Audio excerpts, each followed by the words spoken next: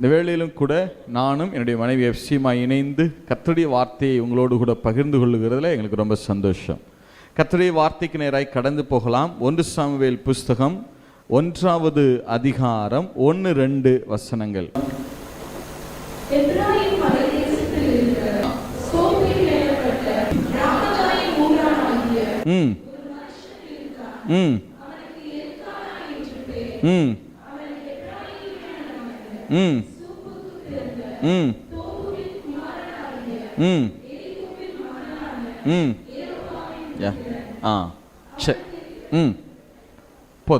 போதும். தேங்க்யூ. நல்லா கவனிங்க. இந்த 1-2 வசனங்களுடைய பின்னணியை சொல்லுகிறேன். பிறகு இந்த பகுதிக்குள்ள நம்ம என்ன செய்யலாம், கடந்து போகலாம். இந்த நாளிலும் கூட ஒரு ஹோலி ஃபேமிலி, ஒரு பரிசுத்த குடும்பத்தை குறித்து, அந்த குடும்பத்தில் இருந்த கணவன் எப்படிப்பட்ட விசுவாசமுடையவராக இருந்தார், அந்த குடும்பத்தில் இருந்த மனைவி எப்படிப்பட்ட விசுவாசமுடையவர்களாக இருந்தார்கள், அவர்கள் இருவருடைய விசுவாசத்தின் நிமித்தம் அந்த பிள்ளைக்கு, அந்த குடும்பத்திற்கு, ஈவன் ஏன் அவங்க சார்ந்திருந்த அந்த வம்சத்துக்கே கர்த்தர் எப்படிப்பட்ட காரியங்களை செய்தார், அதைத்தான் நம்ம தியானிக்க போகிறோம். நல்ல கவனிங்க. நம்ம எல்கானாலிருந்து ஆரம்பிக்கலாம், சரியா? எல்கானா லேவி கோத்திரத்தை சேர்ந்த ஒரு லேவியன். சொல்லுங்க, எந்த கோத்திரத்தை சேர்ந்தவர் எல்கானா? லேவி கோத்திரத்தை சேர்ந்த ஒரு லேவியன். இல்லையே பிரதர், எப்பிராயிமியன் அப்படின்னு போட்டிருக்கே பிரதர். எப்பிராயிம் மலை தேசத்தை சேர்ந்தவர், ஆனால் எப்பிராயிம் கோத்திரத்தான் அல்ல அவர், சரியா? எப்பிராயிமியன் கிடையாதவர். அதாவது எப்பிராயிம் கோத்திரத்தை சேர்ந்தவர் அல்ல, அவர் லேவி கோத்திரத்தை சேர்ந்தவர். லேவி கோத்திரம்னா தெரியும் இல்லையா? ஆசரிப்பு கூடாரத்தில் என்ன செய்வாங்க? ஆசாரியர்களுக்கு பணி செய்வாங்கல்ல, உதவி செய்வாங்கல்ல, ஊழியக்காரர்களாக இருக்கிறாங்கல்ல, அந்த கோத்திரத்தை சேர்ந்தவர் இந்த எல்கானா. 1 நாளாகம புஸ்தகம் 6வது அதிகாரம் 37 இருந்து வாசிங்க. இவன் தாகாத்தின் குமாரன், இவன் ஆசேரின் குமாரன், அவருடைய தகப்பனார் ஆசேர், இவன் எப்பியாசாப்பின் குமாரன், அவருடைய தகப்பனார் எப்பியாசாப், இவன் கோராகின் குமாரன், அவருடைய தகப்பனார் கோராகு, இவன் இத்சாரின் குமாரன், அவருடைய தகப்பனார் இத்சார், இவன் கோகாத்தின் குமாரன், அவருடைய தகப்பனார் கோகாத், இவன் இஸ்ரவேலின் குமாரனாகிய லேவியின் குமாரன், இவன் இஸ்ரவேலின் குமாரனாகிய லேவியின் குமாரன். அப்ப சாமுவேல் எல்கானாலாம் எந்த கோத்திரத்திலே வந்தவர்கள்? லேவி கோத்திரத்திலே வந்தவர்கள். லேவி கோத்திரத்திலே பிறந்த ஒரு லேவியன், சரியா? சரி. எல்கானா லேவி கோத்திரத்திலே பிறந்திருந்த போதும் லேவியனுடைய ஊழியத்தை அவர் செய்யல. ஆசரிப்பு கூடாரத்தில் போய் அந்த ஊழியத்தை செய்வாங்கல்ல, லேவியர்கள் ஊழியம் செய்வாங்கல்ல, அந்த ஊழியத்தை அவர் நிறைவேற்றல. அந்த ஊழிய பொறுப்பு அவருக்கு கொடுக்கப்படல. ஏன் கொடுக்கப்படல அப்படின்னு கேட்டா, இந்த எல்கானா கோராகின் வம்சத்திலே வந்தவன். சொல்லுங்க, யாருடைய வம்சத்திலே வந்தவன்? கோத்திரம் லேவி கோத்திரம். சொல்லுங்க, கோத்திரம் எந்த கோத்திரம்? லேவி கோத்திரம். ஆனால் வம்சம் கோராகினுடைய வம்சம். சொல்லுங்க, யாருடைய வம்சம்? கோராகினுடைய வம்சம். ஏன் பிரதர் கோராகினுடைய வம்சமா இருந்தா என்ன பிரதர்?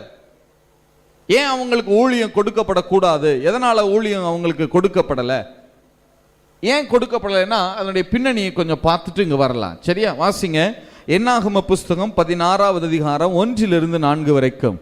லேவிக்கு பிறந்த கோகாத்தின் குமாரனாகிய இத்சேயாரின் மகன் கோராகு என்பவன் ரூபன் வம்சத்தில் உள்ள எலியாபின் குமாரராகிய தாத்தானையும் அபிராமையும் பேலேத்தின் குமாரனாகிய ஓனையும் கூட்டிக் கொண்டு இஸ்ரவேல் புத்திரரில் சபைக்கு தலைவர்களும் சங்கத்திற்கு அழைக்கப்பட்டவர்களும் பிரபலமானவர்களும் ஆகிய 250 பேர்களோடும் கூட மோசேக்கு முன்பாக எழும்பி மோசேக்கும் ஆரோனுக்கும் விரோதம் கூட்டம் கூடி அவர்களை நோக்கி, நீங்கள் மிஞ்சி போகிறீர்கள், சபையார் எல்லாரும் பரிசுத்தமானவர்கள், கர்த்தர் அவர்கள் நடுவில் இருக்கிறாரே, இப்படி இருக்க கர்த்தருடைய சபைக்கு மேலாக உங்களை ஏன் உயர்த்துகிறீர்கள் என்றார்கள். மோசே அதை கேட்டபோது முகங்குப்புற விழுந்தான்.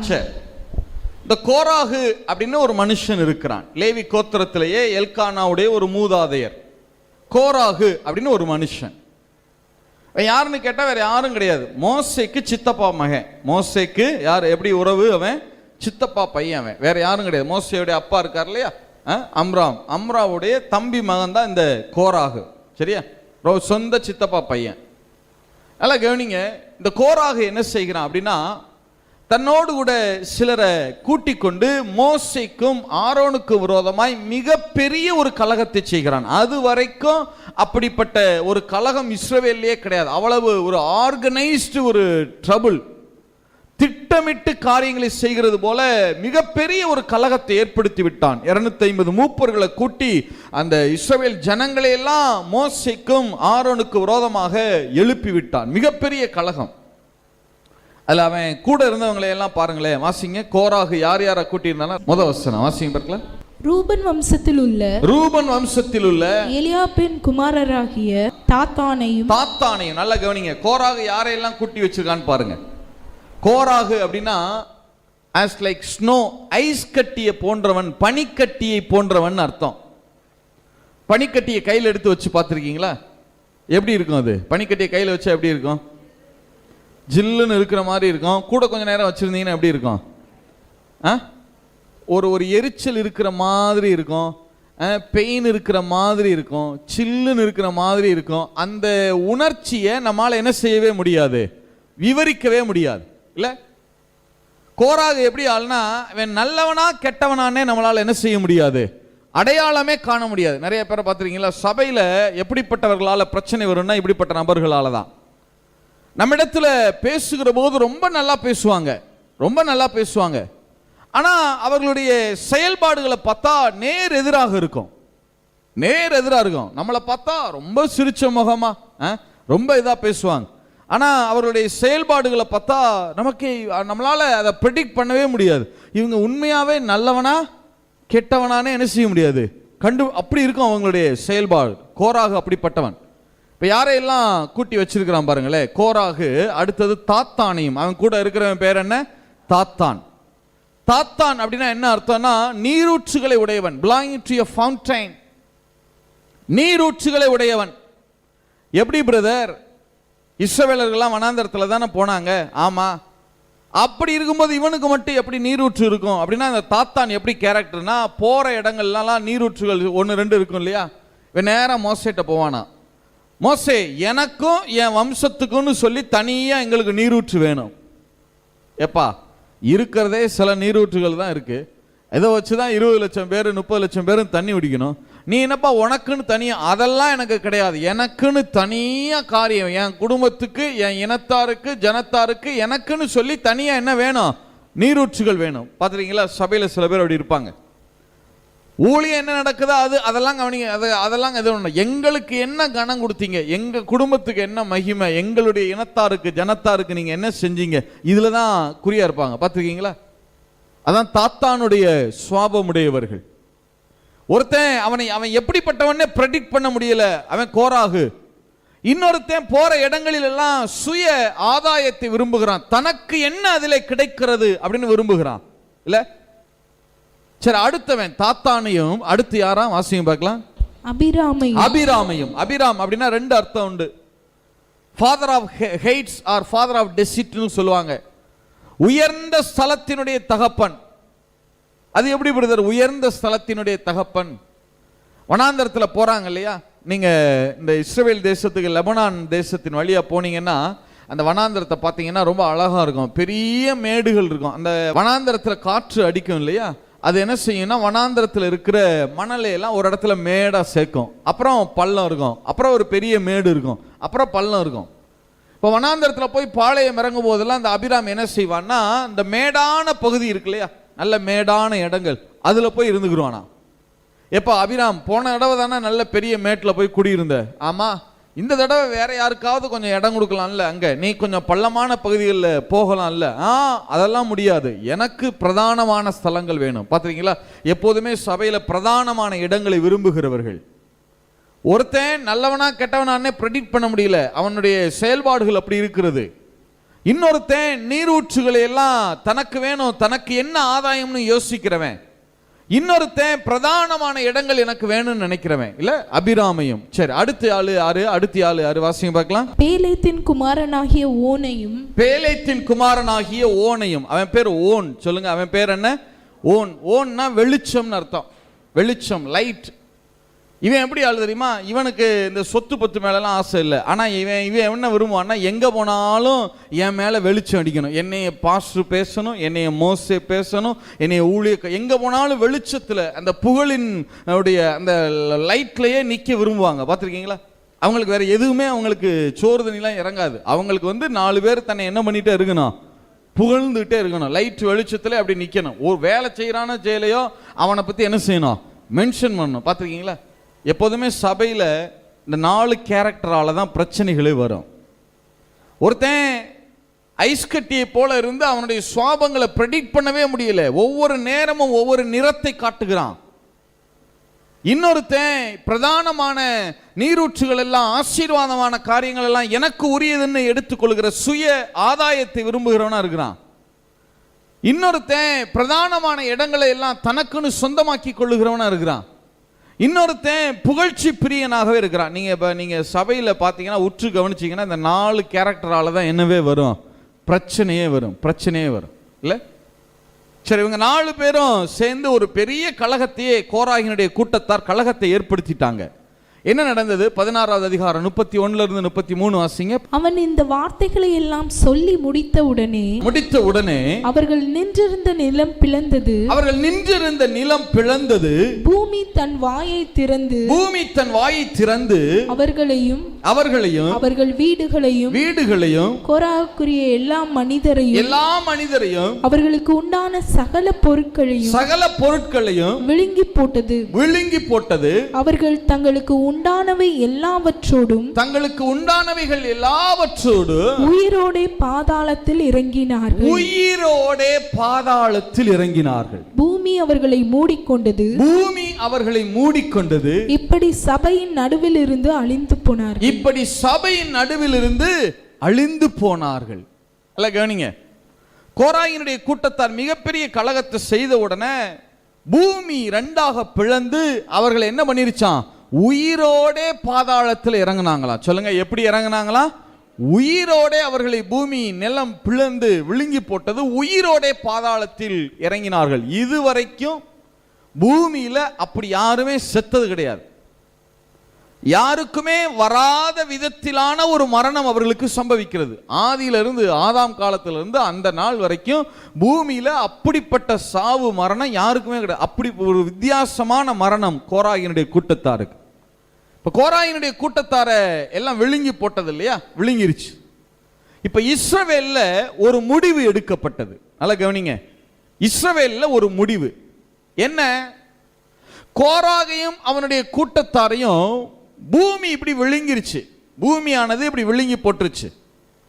ஆனா இவங்க இந்த கோராகும் அவருடைய கூட்டத்தார் இருக்காங்கல்ல, அவர்கள் தான் மரித்தார்கள். அவர்கள் பிள்ளைகள் மரிக்கல. சொல்லுங்க, கோராகும் அவனுடைய கூட்டமும் மரிச்சாங்க.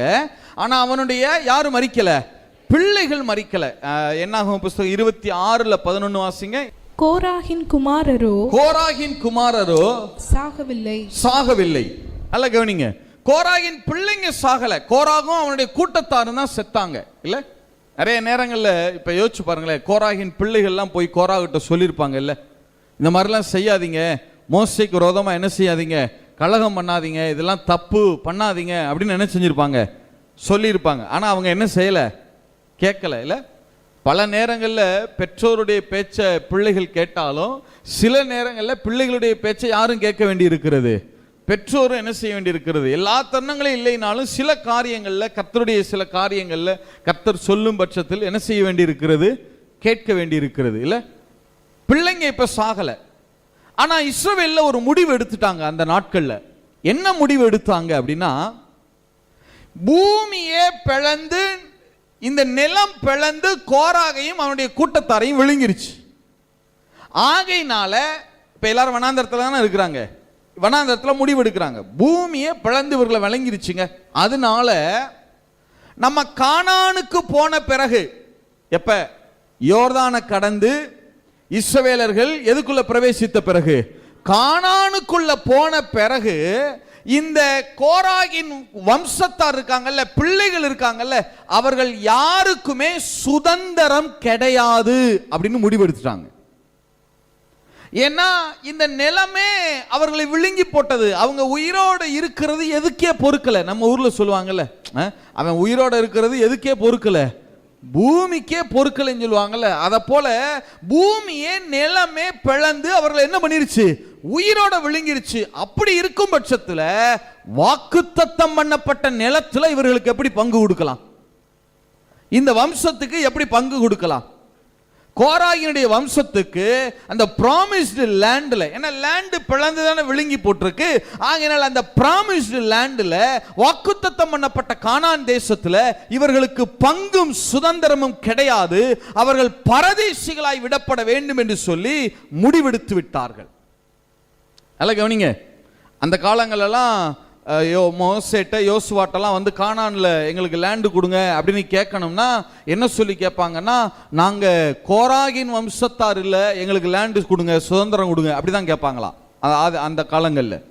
வாசிங்க, என்னாக 27:1-3 வாசிங்க. யோசேப்பின் குமாரனாகிய மனாசேயின் குடும்பங்களில் மனாசேயின் குமாரனாகிய மாகீரின் மகனான கீலேயாத்துக்கு பிறந்த ஏப்பேருக்கு புத்திரனாயிருந்த செலோப்பியாத்தின் குமாரத்திகளாகிய ஒரு 5 குமாரத்திகள் வந்து மோசேட்ட சுதந்திரம் கேட்க வர்றாங்க. என்ன கேட்கறாங்கன்னு பாருங்களேன்.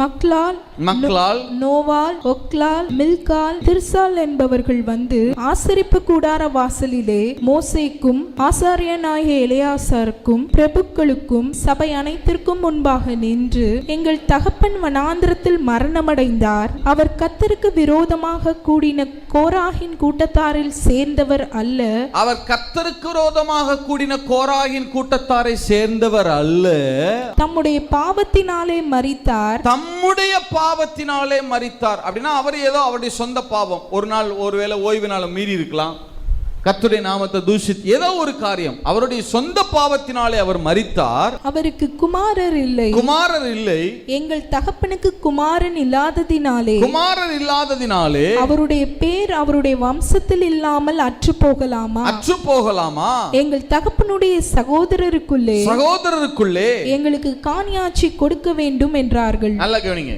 5 பேர் வர்றாங்க.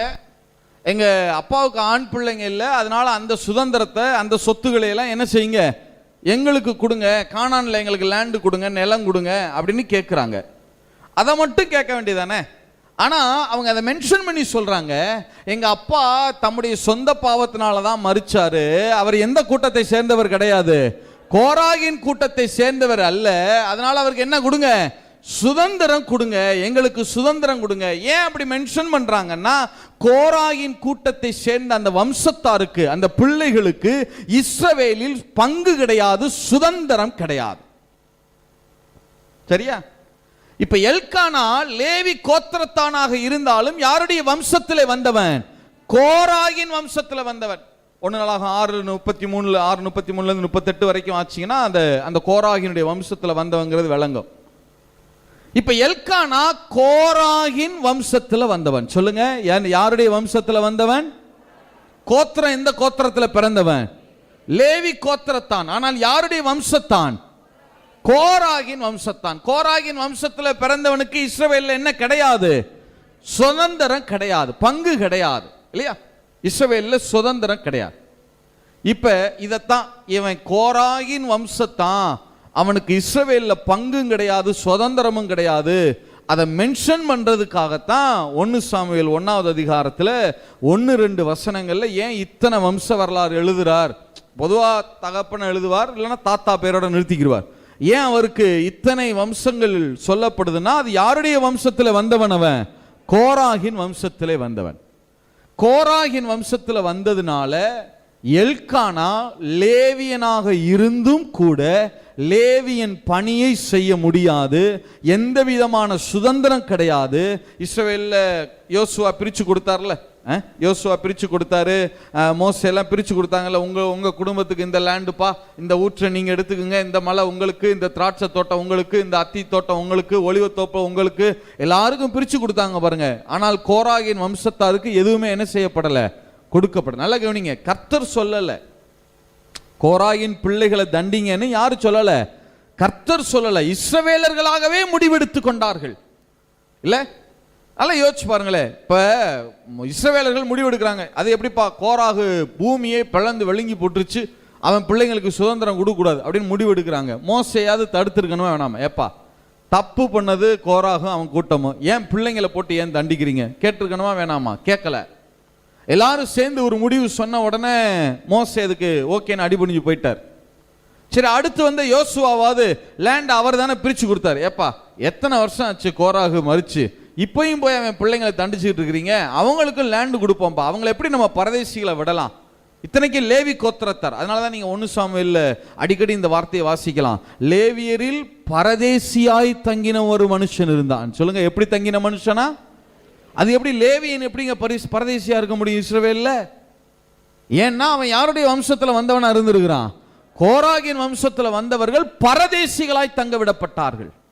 யோசுவாவாவது தடுத்திருக்கணுமா வேணாமா? சரி, யோசுவாவை விடுங்க. யோசுவாவுக்கு அப்புறம் எத்தனை பேர் நியாயாதிபதிகள் இருந்தாங்க?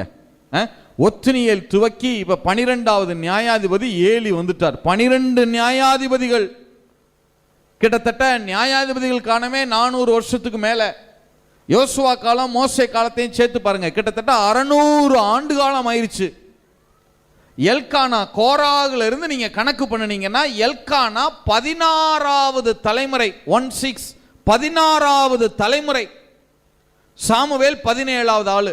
கோராகுல இருந்து கணக்கு பண்ணா எல்கானா எத்தனாவது ஆளு? 16வது ஆளு. சாமுவேல் எத்தனாவது ஆளு? 17வது ஆளு. இப்ப நம்ம எல்கானால தான் நிக்கிறோம், சாமுவேலுக்கு பிறகு வருவோம். எல்கானா 16 தலைமுறை தாண்டி வந்திருக்கிறான். இந்த குடும்பம் 16 தலைமுறையாக லேவியருடைய பணியை செய்ய விடாமல் ஒதுக்கி வைக்கப்பட்ட குடும்பம். 16 தலைமுறையாக இவர்களுக்கு பங்கும் கிடையாது, சுதந்திரமும் கிடையாது. இஸ்ரவேலில் பரதேசிகள். 1 வருஷம் அல்ல, 2 வருஷம் அல்ல, 600, ஏறக்குறைய 600 ஆண்டு கால சாபம். எப்படி இருந்திருக்கும்? அதான் எல்கானாவினுடைய குடும்ப பின்னணி. அதுதான் எல்கானா யாருன்னா, லேவி கோத்திரத்தில் பிறந்தும் லேவி ஊழியத்தை செய்ய முடியாம பரதேசியாய் தங்கி கொண்டு 16 தலைமுறை கடந்துருச்சு. மோசே போயிட்டாரு, யோசுவா போயிட்டாரு, 12 நியாயாதிபதிகள், ஒத்னியேல்ல இருந்து, சிம்சோன்ல இருந்து, கிதியோன்ல இருந்து, தெபோரால இருந்து. யோசிச்சு பாருங்க, இவர்கள் எல்லாம் இருந்தாங்கல்ல, யாராவது ஒருத்தர் ஏப்பா ஏன் இன்னும் இந்த குடும்பத்தை இப்படி போட்டு படுத்துறீங்க, விடுங்கப்பா, யாராவது சொன்னாங்களா? ஒருத்தரும் பேசல. அவ்வளவு அனுபவப்பட்டிருக்கீங்களா? உறவுகளால ஒதுக்கி வைக்கப்படுகிற அனுபவம், ஊழியத்தில் ஒதுக்கி வைக்கப்படுகிற அனுபவம், யாரோ எவரோ செஞ்சதுக்கு நீங்க அனுபவிச்சுட்டு இருப்பீங்க. பார்த்திருக்கீங்களா? யாரோ எவரோ செய்த தவறுக்கு நம்ம ஊர்ல சொல்லுவாங்கல்ல, பாவம் ஒரு பக்கம் பழி ஒரு பக்கம். அதை போல யாரோ செய்த தவறு, கோராகு 16 தலைமுறைக்கு 600 வருஷத்துக்கு முன்னாடி செஞ்ச தவறுக்கு இப்ப எல்கானா விலைக்கரையும் கொடுத்து கொண்டிருக்கிறார். இதான் சூழ்நிலை, இதான் சூழ்நிலை. இப்ப எல்கானாவுக்கு 2 மனைவிமார்கள். எல்கானாவுக்கு 2 மனைவிமார்கள். 1 சாமுவேல் புத்தகம் 1வது அதிகாரம் வாசிங்க பார்க்கலாம், 2வது வசனம் வாசிங்க பார்க்கலாம். அவனுக்கு 2 மனைவிகள் இருந்தார்கள். 2 மனைவிகள் இருந்தார்கள். ஒருத்தி பேர் அன்னாள், ஒருத்தி பேர் அன்னாள், மற்றவள் பேர் பெனினாள், மற்றவள் பேர் பெனினாள். பெனினாளுக்கு பிள்ளைகள் இருந்தார்கள். பெனினாளுக்கு பிள்ளைகள் இருந்தார்கள். அன்னாளுக்கோ பிள்ளை இல்லை. அன்னாளுக்கோ பிள்ளை இல்லை. அந்த மனுஷன் சீலோவிலே சேனைகளின் கர்த்தரை பணிந்து கொள்ளவும், சேனைகளின் கர்த்தரை பணிந்து கொள்ளவும், அவருக்கு பலியிடவும் வருஷந்தோறும் தன் ஊரிலிருந்து போய் வருவான். அங்கே கர்த்தரின் ஆசாரியரான ஏலியின் 2 குமாரராகிய ஓப்னியும் பினஹாசும் இருந்தார்கள்.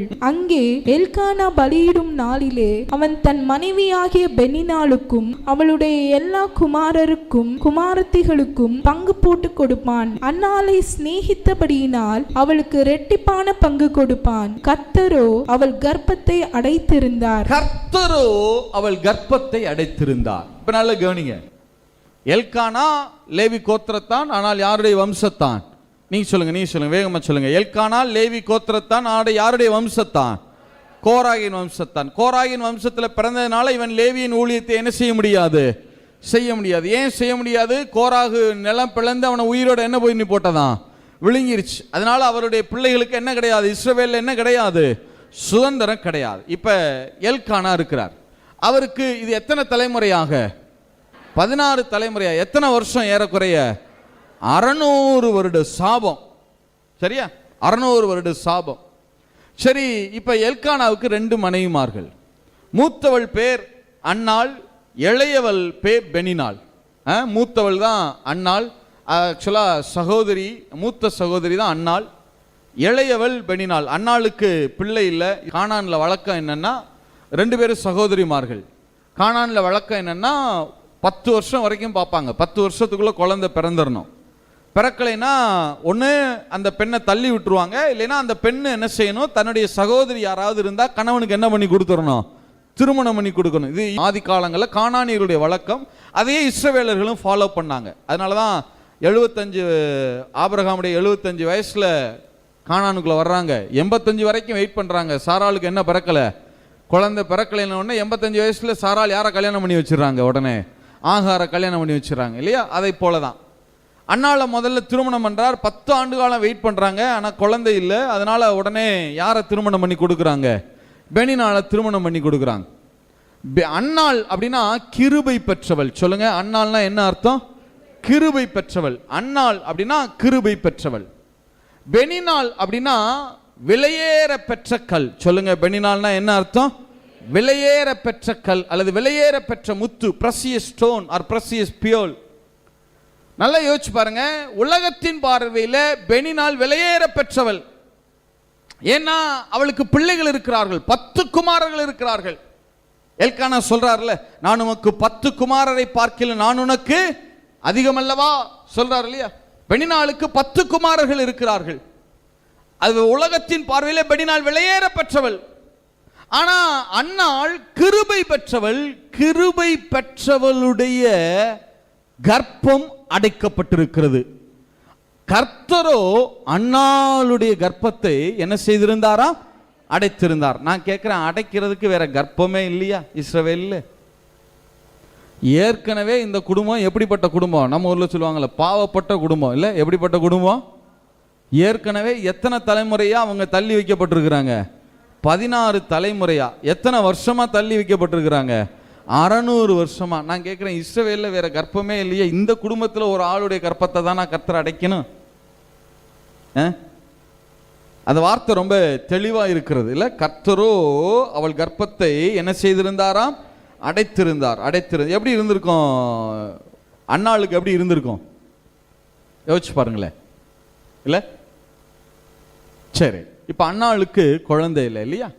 இப்ப அன்னாள் ஒரு ஜெபம் பண்றாங்க. தேவனுடைய சமூகத்துல போய் ஒரு ஜெபம் பண்றாங்க. 10-11 வசனங்கள் வாசிங்க. 1 சாமுவேல் 1வது அதிகாரம் 10-11 வசனங்கள் வாசிங்க பாருங்களேன். அவள் போய் மனம் கசந்து மிகவும் அழுது கர்த்தரை நோக்கி விண்ணப்பம் பண்ணி சேனைகளின் கர்த்தாவே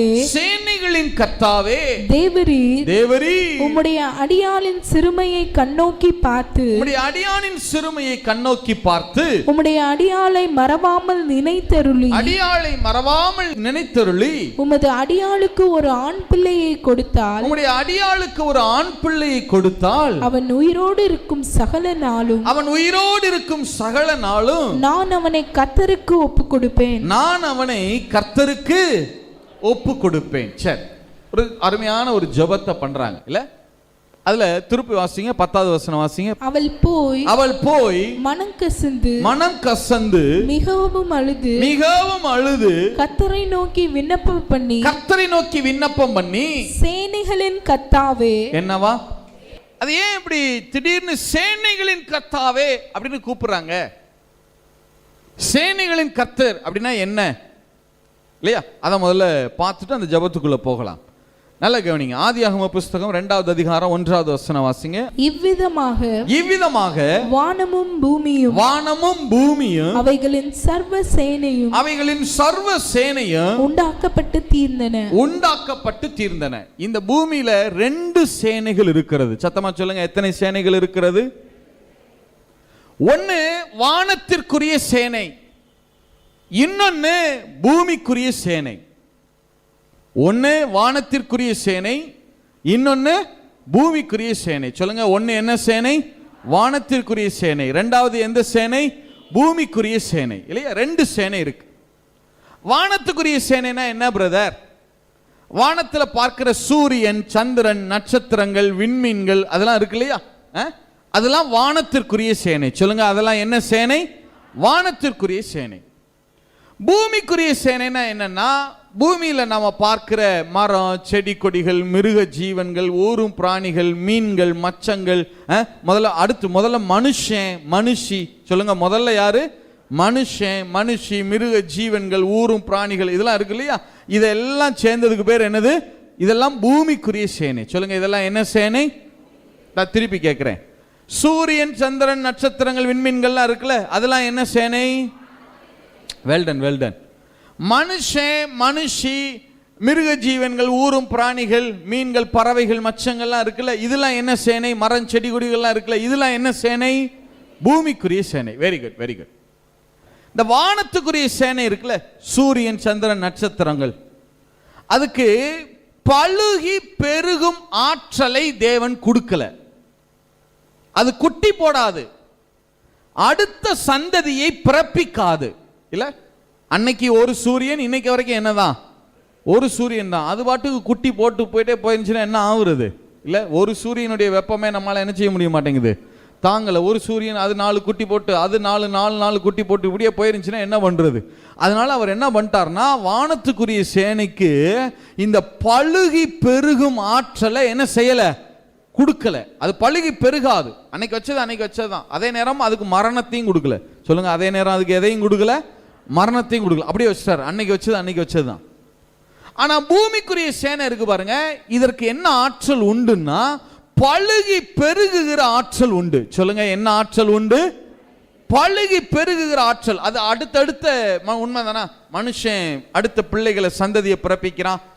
மிருகங்கள் அடுத்து குட்டி போட்டு அடுத்த சந்ததியை பிறப்பிக்குது. மீன்கள் அடுத்த சந்ததியை பிறப்பிக்குது. பறவைகள் பிறப்பிக்குது. மரங்கள், விருட்சங்கள்லாம் என்ன செய்து அடுத்த சந்ததியை என்ன செய்கிறது? பிறப்பிக்கிறது. பழுகி பெருகும் ஆற்றல் உண்டு. சொல்லுங்க, பூமிக்குரிய சேனைக்கு என்ன ஆற்றல் உண்டு? சத்தமா சொல்லுங்க, பூமிக்குரிய சேனைக்கு என்ன ஆற்றல் உண்டு? மீண்டும் கேட்கிறேன், வானத்துக்குரிய சேனைக்கு என்ன ஆற்றல் இல்ல? பூமிக்குரிய சேனைக்கு என்ன ஆற்றல் உண்டு? இப்ப அன்னாள் சேனைகளின் கர்த்தாவேன்னு சொல்றாங்க இல்லையா, இந்த அன்னாள் எந்த சேனையை சேர்ந்தவங்க? வானத்துக்குரிய சேனையை சேர்ந்தவங்களா, பூமிக்குரிய சேனையை சேர்ந்தவங்களா? இப்ப அன்னாள் ஆண்டவரை பார்த்து சேனைகளின் கர்த்தாவே அப்படின்னு சொல்றாங்கன்னா என்ன அர்த்தம்னா, அவங்க என்ன சொல்ல வர்றாங்கன்னா, ஆண்டவரே நல்லா கேட்டுக்குங்க, நீங்க தான் இந்த முழு உலகத்துக்கு சிருஷ்டிகர்த்தர், நீங்க தான் சேனைகளின் கர்த்தர், நீங்க தான். ஏன்னா நீங்க தான் வானத்துக்குரிய சேனையை சிருஷ்டிச்சீங்க, நீங்க தான் பூமிக்குரிய சேனையை சிருஷ்டிச்சீங்க. நீங்க வானத்திற்குரிய சேனைக்கு பழுகி பெருகும் ஆற்றலை நீங்க என்ன செய்யல? கொடுக்கல. வானத்திற்குரிய சேனை பழுகி பெருகாது. ஆனா அதே நேரம் நீங்க வச்ச நியமம் என்ன? பூமிக்குரிய சேனை என்ன செஞ்சு ஆகணும்? பழுகி என்ன செய்யணும்? பெருகணும். அந்த ஆற்றலை நீங்க கொடுத்திருக்கிறீங்க. அப்படியானால் நான் பூமிக்குரிய சேனையை சேர்ந்தவள், ஆகையினால நான் பழுகும்படிக்கு, நான் பெருகும்படிக்கு கர்த்தர் என் கர்ப்பத்தை திறப்பீராக. ஆண்டவர்கிட்ட அவங்க சேனைகளின் கர்த்தாவே, அவங்க தான் பைபிள்ல முதல்ல ஆண்டவரை பார்த்து சேனைகளின் கர்த்தாவே, எபிரேயத்துல சொன்னா யெகோவா சவாயோத், சேனைகளின் கர்த்தாவே அப்படின்னு சொல்லி கூப்பிடுற ஆள் யாருன்னா அன்னாள் தான். மோசே கூட அந்த பேரை யூஸ் பண்ணது கிடையாது. அதெல்லாம் யோசிச்சு பாருங்க, ஆதியில இருந்து மோசே கூட அந்த பேரை என்ன செஞ்சது கிடையாது. சொன்ன இந்த இடத்துல ரெண்டாவது இடம் அந்த இடத்துல இருக்கு. ஃபர்ஸ்ட் 1:3 நினைக்கிறேன். எல்கானா சேனைகளுடைய கர்த்தரின் ஆலயத்துக்கு போனார் இருக்கு இல்லையா, அந்த இடத்துல தான் ஃபர்ஸ்ட் முதல்ல சேனைகளின் கர்த்தருங்கிற வார்த்தை அங்கதான் ஃபர்ஸ்ட் அக்கரன்ஸ். அந்த பேரை சொல்லி கூப்பிடுற ஆளு பைபிள்ல யாருன்னா யாருதான்? அது அன்னாள். யோசிச்சு பாருங்க, அந்த காலங்கள்ல ஆண்டவருடைய நாமத்தை சொல்லி கூப்பிடுறதுக்கே பயப்படுகிற நாட்கள் அது. யெகோவான்னு சொல்ல மாட்டாங்க. நாமம் தூஷிக்கப்பட்ட கூடாதுன்னா அடோனாய், ஆண்டவரே, எஜமானே அப்படிதான் சொல்லுவாங்க. நாமத்தை பேரை சொல்றதுக்கு பயப்படுகிற நாட்கள்ல இந்த அம்மா ஒரு புது நாமம் வச்சு அழைக்குது பாருங்க. என்ன தைரியம் பாருங்க அந்த அம்மாவுக்கு. சேனைகளின் கர்த்தர் நீங்க தானே. நீங்க யோசிச்சு பாருங்க, இப்ப நீங்க ஆண்டவர்கிட்ட போய் நீங்க தான் இப்ப ஆண்டவர் ஸ்தானத்துல இருந்து, நான் இப்ப அன்னாள் ஸ்தானத்துல இருந்து கேள்வி கேட்கிறேன். நீங்க ஆண்டவர் ஸ்தானத்துல இருந்து நீங்க பதில் சொல்லணும். சரியா? டக்குன்னு ஒரே வரியில ஆன்சர் பண்ணணும். டக்குன்னு சொல்லணும். சரியா? இப்ப அன்னாள் கேட்கறாங்க, ஆண்டவர்கிட்ட கேட்கறாங்க. இப்ப ஆண்டவர் என்ன பதில் சொல்லுவார்? ஆண்டவரே, நீர் தானே சேனைகளின் கர்த்தர் அப்படின்னா ஆண்டவர் என்ன பதில் சொல்ல முடியும்? ஆமாவா இல்லையா? ஆமேன் இல்ல, ஆமாவா இல்லையா? ஆமா. ஆண்டவரே, நீர் தானே வானத்தின் சேனையை படைத்தீர் அப்படின்னு கேட்டா என்ன சொல்ல முடியும்? ஆமா. நீங்க தானே பூமிக்குரிய சேனையும் படைச்சீங்கன்னு கேட்டா என்னதான் சொல்ல முடியும்? ஆமா. வானத்துக்குரிய சேனைக்கு பழுகி பெருகும் ஆற்றலை நீங்க கொடுக்கல இல்லைன்னு கேட்டா என்னதான் சொல்ல முடியும்? ஆமா. பூமிக்குரிய சேனைக்கு நீங்க பழுகி பெருகும் ஆற்றலை கொடுத்துருக்கீங்களா இல்லையான்னு கேட்டா என்னதான் சொல்லணும்? ஆமா. நான் பூமிக்குரிய சேனை தானேன்னு கேட்டா என்னதான் சொல்லணும்? அப்ப என்னைய பழுகவும் பெருகவும் பண்ணுங்க. இப்ப நல்லா யோசிச்சு பாருங்களேன். இப்படி வார்த்தையை வைத்து கிளைம் பண்ணும்போது கர்த்தரே நினைச்சாலும் இப்ப அதை என்ன செய்ய முடியாது? மறுக்க முடியாது. பாருங்க இல்ல, இதைத்தான் வாக்கு தத்தத்தை பிடிச்சுக்கிட்டு ஜெபிங்கன்னு சொல்றது. வார்த்தையை கிளைம் பண்ணுகிற போது, வாக்கு தத்தத்தை கிளைம் பண்ணுகிற போது இப்ப ஆண்டவரே அதை என்ன செய்ய முடியாது? ஆமா, நீ சொல்ற மாதிரி நான் தான் சேனைகளின் கர்த்தர், உலகத்துக்கே எல்லாத்துக்கும் அதிகாரி அதிபதி நான் தான். அப்ப நான் பூமிக்குரிய சேனை தானே? ஆமா. இப்போ பூமிக்குரிய சேனைனா நான் பழுகி பெருகணுமா வேணாமா? ஆமா, பழுகி தான் பெருகணும், பெருகத்தான் வேணும். அப்ப என்னைய பழுகவும் பெருகவும் பண்ணுங்க. நல்லா கவனிங்க. ஏன் ஆண்டவர் தேடி போய் அன்னாளுடைய கர்ப்பத்தை அடைச்சார்னா, அவருக்கு தெரியும் இஸ்ரவேல்ல வேற யாருடைய கர்ப்பத்தை அடைச்சிருந்தாலும் அடைச்சதாகவே இருந்திருக்கும். ஆனா அன்னாளை பத்தி கர்த்தருக்கு நல்லாவே தெரிஞ்சிருக்கு. கர்த்தரே அடைச்சிருந்தா கூட தன்னுடைய விசுவாசத்தினால அடைத்த கர்த்தரையே திறக்க வைக்கிறா. பாருங்க, விசுவாசத்தினால யார் அடைச்சாரோ அவரே என்ன செய்ய வைக்கிறா?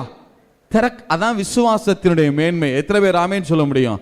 அதனாலதான் வேதம் திரும்ப திரும்ப சொல்லுகிறது, உங்கள் விசுவாசமே உலகத்தை ஜெயிக்கிற ஜெயமாக இருக்கிறது. இல்ல, அடைச்ச கர்த்தரே திறக்க வைக்கிறா. பாருங்க, யோசிச்சு பாருங்க, எப்படிப்பட்ட ஆள் பாருங்க அன்னாள். இல்ல, இப்ப ஆண்டவர்கிட்ட கேட்கிறா, சேனைகளின் கர்த்தர் நீங்க தானே? ஆமா. அப்படின்னா என் கற்பத்தை தரங்க, நான் பழுகணும் பெருகணும்.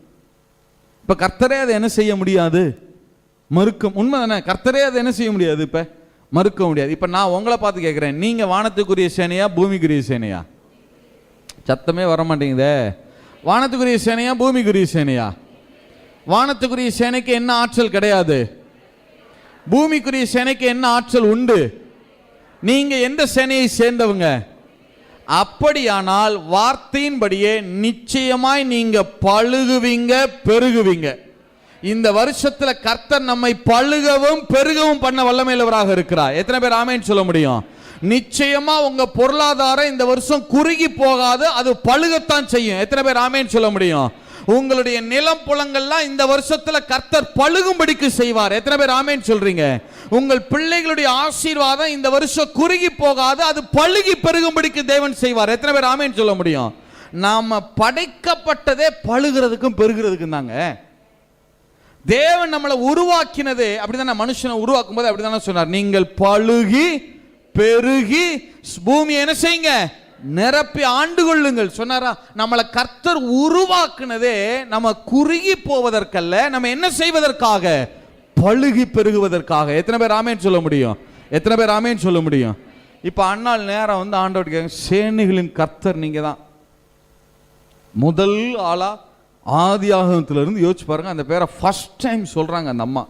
அப்ப எவ்வளவு தேவனை பற்றின அந்த வெளிச்சம் பாருங்க. ஆதியாகமத்திலிருந்து கை வைக்கிறாங்க பாருங்க அவங்க. மோசே சொன்னது நியாயப்பிரமாணம் அதுலலாம் பேசல, ஆதியாகமத்திலிருந்து கை வைக்கிறாங்க பாருங்க. இல்ல, சரி, இப்ப நல்ல கவனிங்க. 11 வாசிங்க. சேனைகளின் கர்த்தாவே, சேனைகளின் கர்த்தாவே, தேவரீர், தேவரீர் உம்முடைய அடியாளின் சிறுமையை கண்ணோக்கி பார்த்து, உம்முடைய அடியாளின் சிறுமையை கண்ணோக்கி பார்த்து, உம்முடைய அடியாளை மறவாமல் நினைத்தருளி, மறவாமல் நினைத்தருளி, உமது அடியாளுக்கு ஒரு ஆண் பிள்ளையை கொடுத்தால், என்ன பிள்ளையை கொடுத்தாலாம்? ஆண் பிள்ளையை கொடுத்தால் அவன் உயிரோடு இருக்கும் சகல நாளு நான் அவனை கர்த்தருக்கு ஒப்பு கொடுப்பேன். யாருக்கு ஒப்பு கொடுப்பேனா? கர்த்தருக்கு ஒப்பு கொடுத்து, கர்த்தருக்கு ஒப்பு கொடுத்து. நல்லா கவனிங்க, இந்த குடும்பம் எத்தனை தலைமுறையாக தள்ளி வைக்கப்பட்ட குடும்பம்? எத்தனை தலைமுறையை இவங்க ஊழியம் செய்ய முடியாது? 16 தலைமுறை. எத்தனை வருஷமா ஊழியத்துக்கு போகலை இந்த குடும்பம்? 600 வருஷமா. இப்ப எனக்கு ஒரு குழந்தைய கொடுங்கன்னு கேட்டா நியாயம், ஆண் குழந்தைய கொடுங்கன்னு கேட்கறதுல கூட நியாயம் இருக்கு. ஆனா இந்த அம்மா தைரியமா கேட்கறாங்களே, ஆண் குழந்தைய கொடுங்க, நான் அவனை உங்களுக்கு திருப்பி கொடுத்து என்ன பண்ண? அங்கே இவனை அங்க ஆசிரியப்பு கூடாரத்துக்குள்ள என்ன செய்ய மாட்டாங்க? உள்ளிய விட மாட்டாங்களே. இல்ல, நல்லா கவனிங்க. அந்த அம்மாவுக்கு என்ன ஒரு விசுவாசம் பாருங்களேன். ஆண்டவரே, அதெல்லாம் எனக்கு தெரியாது, நீங்க ஒரு ஆண் குழந்தை எனக்கு கொடுங்க, நீங்க தான் சேனைகளின் கர்த்தர், நான் யாரை குறித்தும் கவலைப்பட போறதுக்குள்ள, எல்லாத்துக்கும் அதிபதி நீங்க தான், சர்வத்துக்கும் கர்த்தர் நீங்க தான். இந்த ஏழையை குறித்து ஆசாரியர்கள் அவங்க இவங்க மூப்பர்கள் அதெல்லாம் யாரை குறித்து நாங்கள் சட்டையே பண்ண போறது இல்லை. நீங்க எனக்கு ஆண் குழந்தைய கொடுங்க, நான் அவனை திருப்பி தர்றேன், அவனை ஊழியக்காரனா மாற்றவும் உங்களால முடியும். எத்தனை பேர் ஆமீன் சொல்றீங்க? எத்தனை பேர் ஆமீன் சொல்றீங்க? விசுவாசத்துல அந்த அம்மா ஜிஜாண்டிக் ஃபிகர் அப்படி எழும்பி நிக்கிறாங்க பாருங்களேன். எதை குறித்துமே கவலைப்படல. இப்ப யாராவது இந்த ஜெபத்தை கேட்டிருந்தாங்கன்னா என்ன சொல்லுங்க? ஏமா, ஆண் குழந்தை கேட்கிற, சரி அது வரைக்குமாவது நியாயம், சரி. ஏன்னா இஸ்ரவேல்ல பிள்ளை இல்லாம இருக்கிறதுங்கிறது ஒரு மிகப்பெரிய சாபம். ஏற்கனவே 16 தலைமுறைய சாபம், அதுல இன்னொரு சாபம் வேற இந்த அம்மாவுக்கு. சரி, அது போகணும்னு ஜெபம் பண்ணினா நியாயம். நீ குழந்தைய கொடுத்தா அதை கொண்டு போய் ஊழியத்தில் விடுவேன்னு சொல்றியே, ஊழியத்தில் எப்படி உள்ள விடுவான்? ஆசிரியப்பு கூடாரத்திலே உங்களை என்ன செய்ய மாட்டான்? பக்கத்துல என்ன செய்ய மாட்டான்? சேர்க்க மாட்டாங்களே. இஸ்ரவேல்ல நீங்க பரதேசிகள் ஆயிற்று. எத்தனை பேர் சொல்லியிருப்பாங்க இந்த ஜெபத்தை கேட்டிருந்தா? அந்த அம்மா அதெல்லாம் சட்டையே பண்ணல. இல்ல, இதைத்தான் நான் சொல்றேன். இந்த 3 நாளும் திரும்ப உங்க இருதயத்துல நீங்க எப்படிப்பட்ட மனமுடையவர்களா இருக்கிறீங்கிறது தான் முக்கியம். பிரச்சனைகளையே சிந்தித்து, பிரச்சனைகளையே யோசித்து, அதையே சட்ட பண்ணி பொருட்டாக நினைத்து, அவைகளையே பேசிக்கொண்டு, சும்மா உலக காரியங்களும் உலக பொருட்களையும் வைத்துக்கொண்டு அதை வச்சு சண்டை சச்சரவு பண்ணிக்கிட்டு, அதையே பேசிக்கிட்டு, அதையே குழப்பிக்கொண்டு எத்தனை காலம் அந்த அம்மா எதையுமே சட்டம் பண்ணல பாருங்க, எதையுமே சட்டம் பண்ணல. சரி, இப்ப ஜெபத்தை கேட்டு கர்த்தர் ஒரு ஆண் குழந்தைய கொடுத்துட்டார். கர்த்தர் என்ன செஞ்சிட்டார்? ஒரு ஆண் குழந்தைய கொடுத்துட்டாரா? இப்ப பிள்ளைய கொஞ்ச நாள் வளர்க்குறாங்க. இப்ப அன்னாளுடைய விசுவாசம் இந்த அளவுக்கு இருக்கு இல்லையா? இப்ப எல்கானாவை பாருங்க, அவன் விசுவாசத்தை எப்படின்னு பாருங்க. 21 இருந்து வாசிங்க. எல்கானா என்பவன் கர்த்தருக்கு வருஷாந்தரம் செலுத்தும் பலியையும் தன் பொருத்தனையையும் செலுத்தும்படியாக வருஷத்துல ஒரே ஒரு தடவை போய் பலி செலுத்துவான். அவ்வளவுதான். ஆர்டினரியா மத்தவங்கள மாதிரி இவனும் போய் பலி செலுத்திட்டு வந்துருவான். அவ்வளவுதான். இவனுக்கு ஊழியம் செய்யறதுக்குலாம் அங்கே அதிகாரம் கிடையாது. தன் வீட்டார் அனைவரோடும் கூட போனான். அன்னாள் கூட போகவில்லை. அவள் பிள்ளை பால் மறந்த பின்பு அவன் கர்த்தரின் சந்நிதியிலே காணப்படவும் அங்கே எப்பொழுதும் இருக்கவும் நான் அவனை கொண்டு போய் விடுவேன் என்று தன் புருஷனிடத்தில் சொன்னாள். இப்ப அன்னாள் சொல்றாங்க, இல்ல நான் இவனை கொண்டு போய் நான் ஊழியத்துக்கு விட போறேன், என்னாலும் அவன் அங்கதான் இருக்கணும், நான் அப்படி பொருத்தனை பண்ணியிருக்கிறேன் அப்படின்னு கணவன்கிட்ட சொல்றாங்க. இஸ்ரவேல்ல ஒரு ஸ்திரீ ஒரு பொருத்தனை பண்றாங்கன்னு வச்சுக்கோங்களேன், கணவன் பெர்மிஷன் கொடுத்தாதான் அந்த பொருத்தனையை நிறைவேற்றணும். இல்லைன்னா அது அந்த பொருத்தனை கேன்சல் ஆயிரும். கர்த்தரும் அதை மன்னிச்சிருவார். நியாயப்பிரமாணம் அப்படிதான் சொல்லுது. என்னாகும் புஸ்தகம் 30 6 7 8 வாசிங்க. அவள் பொருத்தனை பண்ணும்போதும் தன் உதடுகளை திறந்து தன் ஆத்துமாவை நிபந்தனைக்கு உட்படுத்திக் கொள்ளும் போதும் அவளுக்கு புருஷன் இருந்தால் அப்பொழுது அவளுடைய புருஷன் அதை கேட்டிருந்தும் அதை கேள்விப்படுகிற நாளில் அவளுக்கு ஒன்றும் சொல்லாதிருந்தால், அவ சொல்றானா இப்படி பொருத்தனை பண்ணிருக்கேன்னு சொல்லும்போது அவன் ஒன்னும் சொல்லாதிருந்தால் அவளுடைய பொருத்தனைகளும் அவள் தன் ஆத்துமாவை நிபந்தனைக்கு உட்படுத்தின நிபந்தனையும் நிறைவேற வேண்டும். அவன் கணவன் ஒன்னும் எதிர்ப்பு செய்யல அப்படின்னா பொருத்தனை நிறைவேற்றிடணும். அவளுடைய புருஷன் அவளுடைய புருஷன் அதை கேட்கிற நாளில் அதை கேட்கும்போது அவன் வேண்டாம் என்று தடுத்து, நோ வேண்டாம் அப்படிலாம் செய்யக்கூடாது அப்படின்னு அவன் தடுத்தான்னா, அவள் செய்த பொருத்தனையும் அவள் தன் ஆத்துமாவை நிபந்தனைக்கு உட்படுத்தி கொண்ட நிபந்தனையும் செல்லாதபடி செய்தானே. ஆனால் செல்லாதபடி செஞ்சிட்டா அப்பொழுது கர்த்தர் அதை அவளுக்கு மன்னிப்பார். கர்த்தரே அதை அவளுக்கு மன்னிச்சிருவாராம். அந்த பொருத்தனையை அவள் என்ன செய்ய வேண்டியது கிடையாது, நிறைவேற்ற வேண்டியது கிடையாது. இப்ப அன்னாள் சொல்றாங்க, நான் இந்த மாதிரி பொருத்தனை பண்ணியிருக்கிறேன், இவனை கொண்டு போய் என்னாலும் கர்த்தருடைய சமூகத்தில் இருக்கிறதுக்காக நான் என்ன செய்ய போறேன், விட போறேன் அப்படின்னு சொல்றாங்களா? சொன்ன உடனே இப்ப பொருத்தனையை ஏத்துக்கிறதுக்கும் எல்கானாவுக்கு அதிகாரம் உண்டு, பொருத்தனையை என்ன செய்யறதுக்கும் அதிகாரம் உண்டு, கேன்சல் பண்றதுக்கு அதிகாரம் உண்டு. இல்ல இப்போ எல்கானா எத்தனை வருஷம் கழிச்சு குழந்தை பிறந்திருக்கு, கொண்டு போய் விட போறேன்னு சொல்ற, உனக்கு கொஞ்சமாவது அறிவு இருக்கா? அதுவும் உள்ள கொண்டு போய் விட்டாலும் அவங்க என்ன செய்ய மாட்டாங்க, ஒருத்தரும் ஆசாரியரோ லேவியரோ யாரும் என்ன செய்ய மாட்டாங்க, ஏத்துக்கிற மாட்டாங்க. அதெல்லாம் வேண்டாம் அப்படின்னு சொல்றதா இருந்தா என்ன செஞ்சிருக்கலாம், சொல்லிருக்கலாம் இல்ல. ஆனா எல்கானா என்ன சொன்னார் வாசிங்க, 1 சாமுவேல் 1:23 வாசிங்க பார்க்கலாம். அப்பொழுது அவள் புருஷனாகிய எல்கானா, அவன் சொல்றத பாருங்க, எல்கானா அவளை நோக்கி நீ உன் இஷ்டப்படி செய்து அவனை பால் மறக்க பண்ணு மட்டும் இரு. கர்த்தர் தம்முடைய வார்த்தையை மாத்திரம் நிறைவேற்றுவாராக என்றான். அது என்ன வார்த்தையை மாத்திரம் நிறைவேற்றுவாராக? இனிமே எந்த வார்த்தையை நிறைவேற்றுறது? அதான் குழந்தையை கொடுத்துட்டாரு. உன் இஷ்டப்படி செய், பால் மறக்க பண்ற மட்டும் வச்சிரு, அப்புறம் கொண்டு போய் விடு. கர்த்தர் தம்முடைய வார்த்தையை மாத்திரம் நிறைவேற்று. அதான் வார்த்தையை தான் கொடுத்துட்டாரு, குழந்தையை தான் கொடுத்துட்டாரு. இனிமே எந்த வார்த்தையை அவர் நிறைவேற்றுறது? எதை சொல்றாரு எல்கானா? நீ கொண்டு போய் விடுமா, ஆண்டவர் நமக்கு கொடுத்திருக்காருல்ல வாக்குத்தத்தம், லேவியர்கள் எனக்கு என்னாலும் ஊழியம் செய்வார்கள்னு வாக்கு இருக்குல்ல, நீ கொண்டு போய் விடு, கர்த்தர் தம்முடைய அந்த வார்த்தையை மாத்திரம் நிறைவேற்றுவாராக. எத்தனை பேர் ஆமென் சொல்ல முடியும்?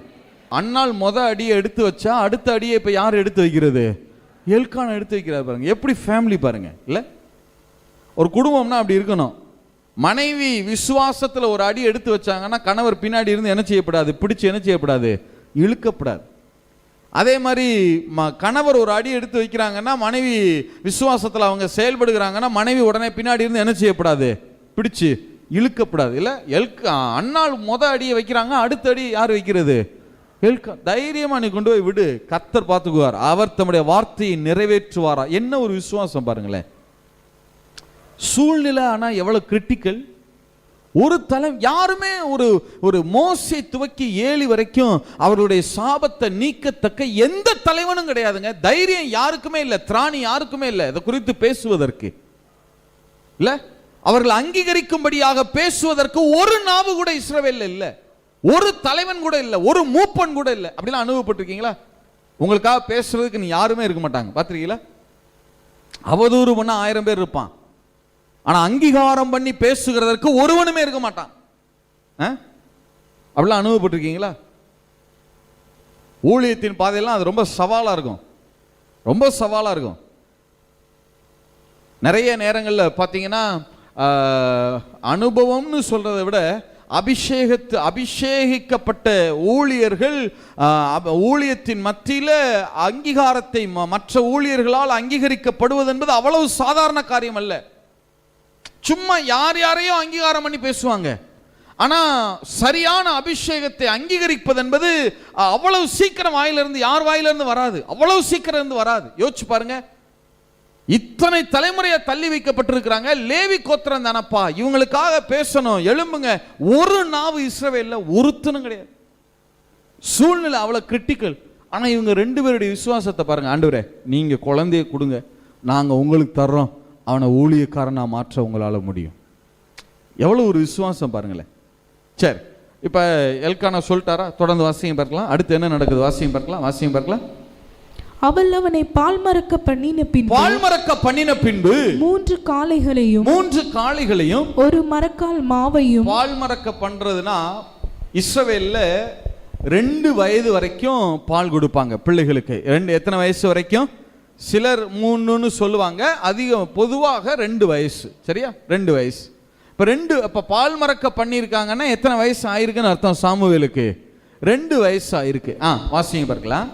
அவள் அவனை பால் மறக்க பண்ணின பின்பு 3 காளைகளையும் ஒரு மரக்கால் மாவையும் ஒரு துருத்தி திராட்சை ரசத்தையும் எடுத்துக்கொண்டு அவனையும் கூட்டிக் கொண்டு சீலோவில் இருக்கிற கர்த்தருடைய ஆலயத்திற்கு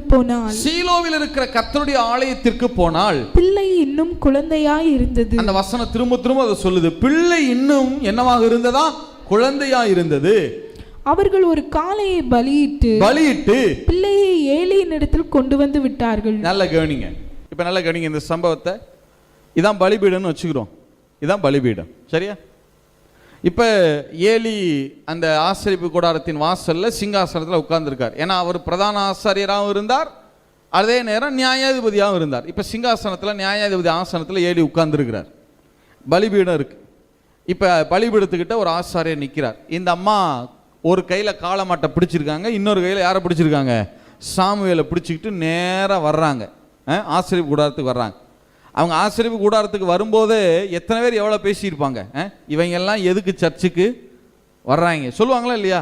ஏன்னா எத்தனை தலைமுறையாக தள்ளி வைக்கப்பட்டிருக்கு இந்த குடும்பம்? 14 தலைமுறை. என்னென்ன பேசியிருப்பாங்க? எலும்பில்லாத நாக்கு எது வேணாலும் பேசுவான்னு சொல்லுவாங்கல்ல, அதை போல் என்னென்ன பேசியிருப்பாங்க? அவங்கள அவமரியாதை அவதூறம் என்னெல்லாம் பேசியிருப்பாங்க. இந்த அம்மா அதெல்லாம் சட்டையே பண்ணல. ஒரு கையில் காளமாடை பிடிச்சிட்டு இன்னொரு கையில் இவனை பிடிச்சிட்டு, அவன் இப்போ தான் பால் மறந்துருக்கான், முழங்கால் உயரத்துக்கு தான் இருக்கிறான் இல்லை? அவனை நேரம் அழைச்சிட்டு பலிபீடத்துக்கிட்ட வர்றாங்க. பலிபீடத்துக்கிட்ட வந்துட்டாங்க. ஆக்சுவலாக ஒரு காலை தான் கொண்டு போவாங்க. அவங்க எக்ஸஸாக இவனை அர்ப்பணிக்கிறதுக்காகவே இன்னொரு காளமாட்டை கொண்டு வர்றாங்க. நேரம் ஆசாரியன்ட்ட வந்து நிற்கிறாங்க. ஆசாரியன் உங்களை பார்த்துட்டு கேட்குறாரு. ஏன்னா அவருக்கு தெரியும்ல இந்த குடும்பம் யார் எந்த வம்சத்தில் வந்ததுன்னு அவங்களுக்கு நல்லாவே என்ன செய்யும் தெரியும். பார்த்த உடனே அண்ணாவை பார்த்த உடனே எல்கானா பார்த்த உடனே கேட்குறாங்க, என்ன செய்யணும்? அண்ணாள் சொல்கிறாங்க, நான் இவனை என் மகன் இவன் சாமுவேல், சரி இவனை நான் லேவியனா அர்ப்பணிக்க போகிறேன் அப்படின்னு சொன்னால் ஆசாரியனுக்கு எப்படி இருந்திருக்கும்? ஏன்னா இது பஸ்கா பண்டிகை நேரம். இஸ்ரவேலில் பஸ்கா பண்டிகை நேரத்தில் தான் எல்லாரும் கூடி வருவாங்க. பஸ்கா பண்டிகை நேரம். சமஸ்த இஸ்ரவேலும் நிற்கிது. இன்னைக்கு சீலோவுக்கு நீங்கள் போனீங்கன்னா ரொம்ப அருமையான ஒரு ஸ்தலம். நான் இஸ்ரவேலில் எத்தனையோ இடங்கள் போயிருக்கிறேன். ஆனால் சீலோவில் தேவனுடைய பிரசன்னத்தை அனுபவிச்சது மாதிரி எங்கேயுமே அனுபவிச்சது கிடையாது. அவ்வளவு அருமையான ஒரு லொக்கேஷன் அது. சீலோவில் ஒரு சின்ன மலை, ரொம்ப உயரமாலாம் இருக்காது, அந்த மலை மேலே சமமாக இருக்கும். 2 பக்கத்துலையும் இந்த பக்கத்தில் ஒரு பெரிய மலை அப்படி நீளமாக போகும், காம்பவுண்டு மாதிரி. இந்த திண்டுக்கெல்லாம் போகும்போது இந்த மேகமலையா அது சிறுமலை எப்படி ரோட்டை ஒட்டி அப்படி நீளமாக போகுது, அதை போல் அந்த மலைக்கு அந்த இடத்துக்கு இந்த பக்கத்தில் ஒரு மலை நீளமாக இருக்கும், வலது பக்கத்தில் ஒரு மலை நீளமாக இருக்கும், நடுவில் ஜனங்கள் நிற்பாங்க. இந்த முன்பகுதியில் அந்த ஆசரிப்பு கூடாரம் இருக்கும். அந்த தென்றல் காற்று அந்த மலையில் வீசுறதும் அந்த நீங்கள் இன்னைக்கும் அண்ணாள் அழுது ஜெபம் பண்ண அந்த இடத்த அப்படியே ஆசரிப்பு கூடாரம் இருந்த அந்த இடத்த அப்படியே அகழ்வராய்ச்சி பண்ணி அதை அப்படியே எடுத்து அந்த இடத்துல வச்சிருக்காங்க. நீங்கள் இன்னைக்கும் நான் சீலோவுக்கு போயிருந்த போது ஒன்றும் ஜெபம்லாம் பண்ணலை, போனதுலேருந்து அழுக வருது. அந்த பிரசன்னம் போனதுலேருந்து அவ்வளவு அழுக. அதனால தான் தீர்க்கதரிசியை கொண்டு ஆண்டவர் சொல்லும்போது, எப்படி இருந்த என்னுடைய சீலோ நகரம், என்னுடைய சீலோ ஸ்தலம் இப்போ எப்படி பாழாய் கிடக்கு பார்த்தீங்களா அப்படின்னு ஆண்டவரே சொல்லுவார். அவரே சொல்றாருன்னா அந்த ஸ்தலம் எவ்வளவு பிரீதியான இடம் பாருங்க. கர்த்தர் நம்மளையெல்லாம் சபையாராய் சீலோவுக்கு அழைத்து கொண்டு போவாராக. எத்தனை பேர் ஆமேன்னு சொல்ல முடியும்? சரி, இப்போ கவனிங்க. சீலோவுக்கு நேரம் வந்துட்டாங்க. சீலோ மலை சுற்றிலும் லட்சக்கணக்கில் ஜனங்கள் நிற்கிறாங்க மலையை சுற்றிலும். இப்போ எல்லாரும் பலி செலுத்திட்டு இருக்காங்க வரிசையா. ஆசரிப்பு கூடாரத்துக்கு முன்னாடி ஏலி உட்கார்ந்துருக்கிறார். இப்போ இந்த அம்மா மாட்டை பிடிச்சிட்டு சாமுவேலை பிடிச்சிட்டு நேரம் நிற்கிறாங்க. என்ன செய்யணும்? ஆசாரியர்கள்லாம் நிற்கிறாங்க, மூப்பர்கள்லாம் நிற்கிறாங்க, எல்லா லேவியர்களும் நிற்கிறாங்க. இந்த குடும்பம் எப்படிப்பட்ட குடும்பங்கிறது இவங்களுக்கு நல்லாவே என்ன செய்யும் தெரியும். நேரம் நின்று என்ன செய்யணும்?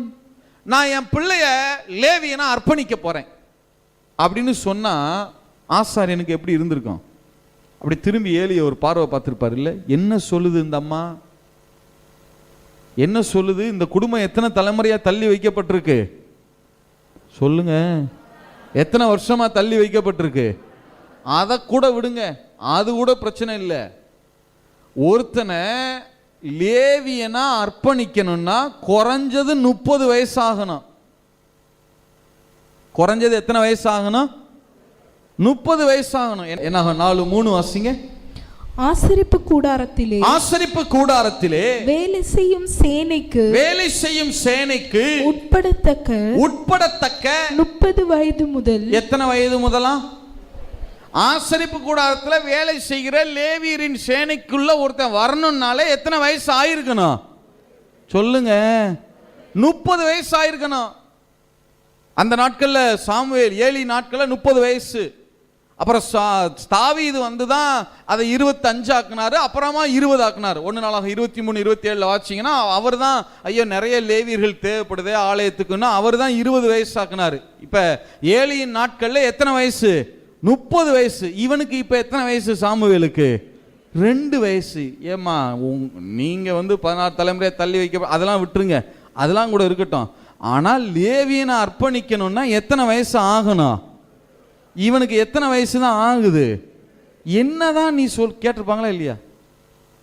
கேட்டிருப்பாங்களா இல்லையா? இந்த அம்மா அதெல்லாம் நியாயப்பிரமாண சட்டம். அது 30 வயது ஆகணுங்கிறது எந்த சட்டம்? நியாயப்பிரமாண சட்டம். இந்த அம்மா இப்ப என்ன பண்ணுது? லிட்டரலா நியாயப்பிரமாணத்தையே பிரேக் பண்ணுது, உடைக்குது. அந்த அம்மா எப்படி இருந்திருக்கும்? பழைய ஏற்பாட்டில் எழுதி கொடுக்கப்பட்ட நியாய பிரமாணத்தை அந்த அம்மா லிட்டரலா பிரேக் பண்றாங்க, உடைக்கிறாங்க. இங்க பார், எனக்கு நியாய பிரமாணம் அது இது அதெல்லாம் எனக்கு தெரியாது. இந்த ஏலி ஆசாரியர் மூப்பர் அதெல்லாம் எனக்கு தெரியாது. நான் விசுவாசிக்கிறேன், என் பிள்ளைய அர்ப்பணிச்சு இங்கேயே விட்டுட்டு போறேன், கர்த்தரால் அவனை ஊழியக்காரனாக மாற்ற முடியும். தைரியமா பலி செலுத்திட்டு விட்டுட்டு போயிடுச்சு, அங்கேயே விட்டுட்டு போயிடுச்சு. என்ன ஒரு விசுவாசம் பாருங்களேன் அந்த அம்மாவுக்கு. எதையுமே அந்த அம்மா என்ன செய்யல? சட்டையே பண்ணல. எப்படி ஏத்துக்குருவாங்க? எப்படி இது நடக்குமா? 2 வயசுல அர்ப்பணிக்கிறதுக்கு நியாயப்பிரமாண சட்டத்தில் இடமே கிடையாதே இல்ல. அதனாலதான் ரபிகள் இன்டர்பிரேஷன் கொடுக்கும்போது சொல்லுவாங்க, பெனினாள் இருக்கால, பெனினாளுடைய தலைமுறை நியாயப்பிரமாண தலைமுறையவா, ஆனால் அன்னாளுடைய தலைமுறை விசுவாச தலைமுறை. எத்தனை பேர் ஆமேன்னு சொல்ல முடியும்? எத்தனை பேர் ஆமேன்னு சொல்ல முடியும்? விசுவாசம் எல்லாவற்றையும் ஜெயிக்கும். எத்தனை பேர் ஆமேன்னு சொல்ல முடியும்? நியாய பிரமாணத்தை பார்க்கிலும் எது வல்லமை உள்ளது?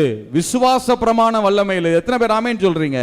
பழைய உடன்படிக்கை பார்க்கிலும் எது வல்லமை உள்ளது? புதிய உடன்படிக்கை. எத்தனை பேர் ஆமேன்னு சொல்ல முடியும்?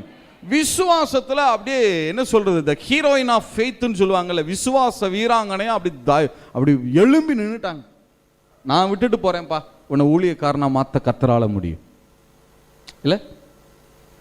நான் சொல்றேன் பிரதர், உங்க பிள்ளைங்க கர்த்தருக்குள்ள இருப்பாங்க, அது வேற. ஆனா அவங்க எப்படி இருக்கிறாங்கிறதுலாம் 2ஆம் பட்சம்தான்.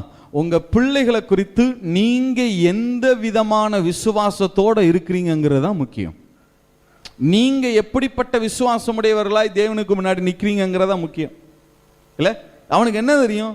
அந்த காலமாட்டில் கூட தலையில கூட அவனால கை என்ன செய்ய முடியாது, வைக்க முடியாது இல்ல. பலி செலுத்துற கை வைக்கணும், இவனுக்கு ஆளை தூக்குனாதான் காலமாட்டு தலையே எட்டும். இப்படித்தான் இருக்கு அது வாண்டு இல்ல. அவனுக்கு என்ன தெரியும் விசுவாசம்னா? ஏதாவது கர்த்தர்னா ஏதாவது தெரியுமா?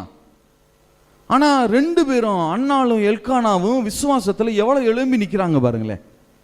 நீங்களும் நானும் சூழ்நிலைகளை பார்த்து பார்த்து பார்த்து பார்த்து கூனி குறுகி வாழ கத்தனவளை அழைக்கல பிரதர். என்ன சூழ்நிலை இருந்தாலும் எழும்பி சொல்லுங்க, என் தேவனால சகலத்தையும் நன்மையாக மாற்ற முடியும். எத்தனை பேர் ஆமேன்னு சொல்றீங்க? எத்தனை பேர் ஆமேன்னு சொல்றீங்க? அந்த இடத்துல அவனை அர்ப்பணிச்சு ஏலிட்ட கொண்டு வந்து விட்டுட்டு ஒரு ஒரு ஒரு ஒரு பாடல் பாடுறாங்க பாருங்க. 2வது அதிகாரம் 1-10 வரைக்கும் வேகமா வாசிங்க பார்க்கலாம். அப்பொழுது அன்னாள் ஜெபம் பண்ணி, என் இருதயம் கர்த்தருக்குள் களி கூறுகிறது, என் கொம்பு கர்த்தருக்குள் உயர்ந்திருக்கிறது, என் பகைஞரின் மேல் என் வாய் திறந்திருக்கிறது, உம்முடைய இரட்சிப்பினாலே சந்தோஷப்படுகிறேன். கர்த்தரை போல பரிசுத்தமுள்ளவர் இல்லை, உம்மை அல்லாமல் வேறொருவரும் இல்லை, எங்கள் தேவனை போல ஒரு கன்மலையும் இல்லை. இனி மேட்டிமையான பேச்சை பேசாதிருங்கள். நாங்களா பெரிய ஆசாரியலாக்கம் அதுவாக்கம் இதுவாக்கம் அந்த பேச்செல்லாம் இனிமே இங்க என்ன செய்யாத, பேசாத.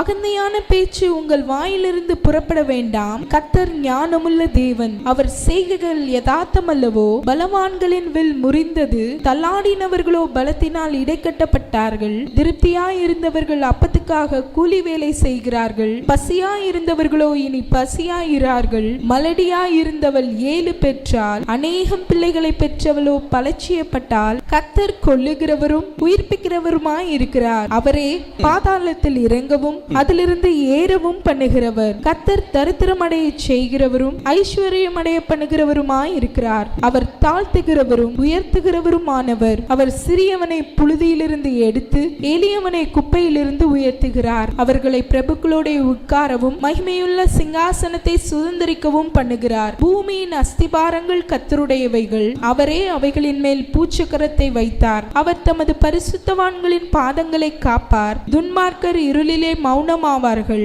பலத்தினால் ஒருவனும் மேற்கொள்வதில்லை. கர்த்தரோடே வழக்காளுகிறவர்கள் நொறுக்கப்படுவார்கள். வானத்திலிருந்து அவர்கள் மேல் முழங்குவார். கர்த்தர் பூமியின் கடையாந்திரங்களை நியாயம் தீர்த்து தாம் ஏற்படுத்தின ராஜாவுக்கு பலனளித்து தாம் அபிஷேகம் பண்ணினவரின் கொம்பை உயர பண்ணுவார் என்று துதித்தாள். சாமுவேலை குறித்து நிறைய தீர்க்க தரிசனங்கள் சொல்றாங்க. சரி, அதுல 6வது வசனம் மட்டும் எல்லாரும் சேர்ந்து வாசிங்க, திருப்பி வாசிங்க. 6வது வசனம் மட்டும் வாசிங்க. கர்த்தர் கொல்லுகிறவரும் உயிர்ப்பிக்கிறவருமாய் இருக்கிறார். அவரே பாதாளத்தில் இறங்கவும். என்னவா? திரும்ப சொல்லுங்க. என்னவா? பாதாளத்தில் இறங்கவும். இந்த குடும்பம் யாருடைய வம்சத்துல வந்த குடும்பம்? கோராகின் வம்சத்துல வந்ததுனால இவங்களுக்கு என்ன கிடையாது? சொல்லுங்க.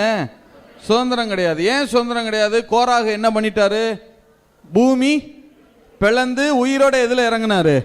பாதாளத்தில் இறங்கினார். அப்படிதானே இந்த குடும்பத்தை சொல்றாங்க. உயிரோட பாதாளத்தில் இறங்கின குடும்பம், உயிரோட பாதாளத்தில் இறங்கின குடும்பம், அப்படிதானே சொல்றாங்க இந்த குடும்பத்தை. இப்ப அவங்க சொல்றத வார்த்தையை பாருங்க. பாதாளத்தில் இறங்கவும், அடுத்து அதிலிருந்து ஏறவும் பண்ணுகிறவர். தைரியமா 2 வயசுல குழந்தைய கொண்டு வந்து விட்டுட்டு அந்த அம்மா இனிமே இந்த மேட்டிமையான பேச்சு அதெல்லாம் பேசாத, கர்த்தர் எல்லாத்தையும் பார்த்துக்கிறார். நீ சொல்றீல்ல பாதாளத்தில் இறங்கின குடும்பம்னு, அவர் பாதாளத்தில் இறங்க பண்ணுகிறவர் மட்டுமல்ல, பாதாளத்திலிருந்து ஏற பண்ணவும் அவரால் முடியும். எத்தனை பேர் ஆமேன்னு சொல்ல முடியும்? என்ன ஒரு விசுவாசம் பாருங்களேன். தைரியமா டிக்ளேர் பண்ணுது அந்த அம்மா. சமஸ்த இஸ்ரவேலுக்கு முன்னாடி டிக்ளேர் பண்றாங்க. விசுவாசத்துல அப்படி எழும்பி நிக்கிறாங்க பாருங்க. கர்த்தர் நம்மிடத்துல எதிர்பார்க்கிறது இதைத்தான் சிஸ்டர். ஆண்டவர் நம்மிடத்துல எதிர்பார்க்கிறது இதைத்தான். உங்கள் விசுவாசம் தான் உலகத்தை ஜெயிக்கிற ஜெயமாக இருக்கும். ஆண்டவர் எல்லாத்தையும் திரும்ப திரும்ப போய் கேட்கிற விஷயம், நீ என்ன செய்கிற? விசுவாசிக்கிறாயா? இதை செய்ய எனக்கு வல்லமை உண்டு, அதிகாரம் என்று சொல்லி என்ன செய்யற? விசுவாசி. அந்த விசுவாசத்துல தான் அப்படி எழும்பி நிக்கிறாங்க பாருங்க. எதையுமே யோசிக்கல. நான் கேட்குறேன், உங்களுக்கு உங்க உங்க உங்க உங்க பிரச்சனை என்ன 600 வருஷ பிரச்சனையா இருக்கு?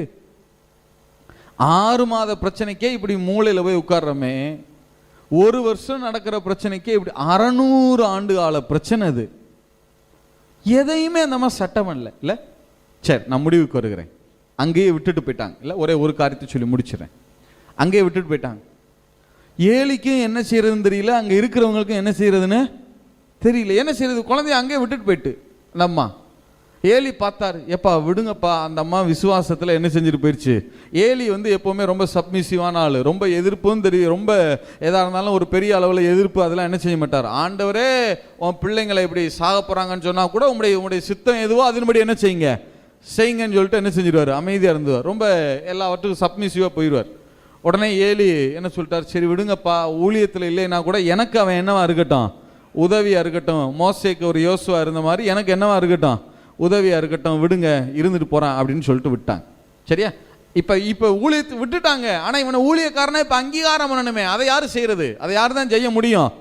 கர்த்தர் தானே செய்ய முடியும். அதை எப்படி செஞ்சாரு? ஆண்டவர் எப்படி அவனை ஊழியக்காரனாக்கினார், அதை பார்த்து மட்டும் முடிச்சிரும். சரியா? வாசிங்க வேகமா 3வது அதிகாரம் 1 10 வாசிங்க.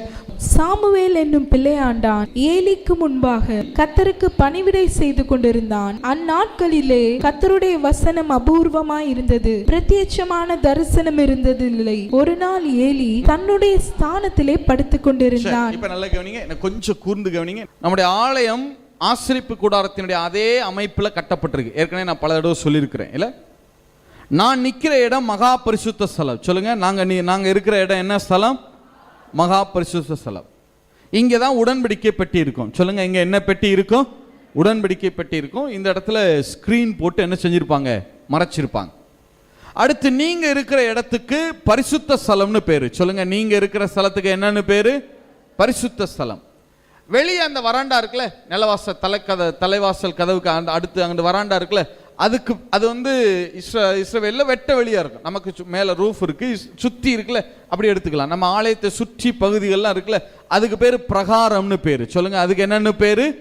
பிரகாரம்னு பேரு. திருப்பி கேட்கிறேன், நாங்க இருக்கிற இந்த இடத்துக்கு என்னன்னு பேரு? மகா பரிசுத்த ஸ்தலம். Well done well done. நீங்க இருக்கிற இடத்துக்கு என்னன்னு பேரு? பரிசுத்த ஸ்தலம். Very good very good. அடுத்து வெளிப்பகுதி இருக்குல்ல, வெளியே சுற்றுப்பகுதி இருக்குல்ல, அதுக்கு என்னன்னு பேரு? பிரகாரம். சரி, இப்ப நல்லா கவனிங்க. லேவியர்களும் ஜனங்களும், சொல்லுங்க யாரு? லேவியர்களும் ஜனங்களும் பிரகாரத்தோட நின்றணும். சொல்லுங்க, எதோட நின்றணும்? பிரகாரத்தோட நின்றணும். சரியா? ஆசாரியர்கள் மட்டும் பரிசுத்த ஸ்தலத்துக்கு வரலாம். சொல்லுங்க, ஆசாரியர்கள் எங்க வரலாம்? பரிசுத்த ஸ்தலத்துக்கு வரலாம்.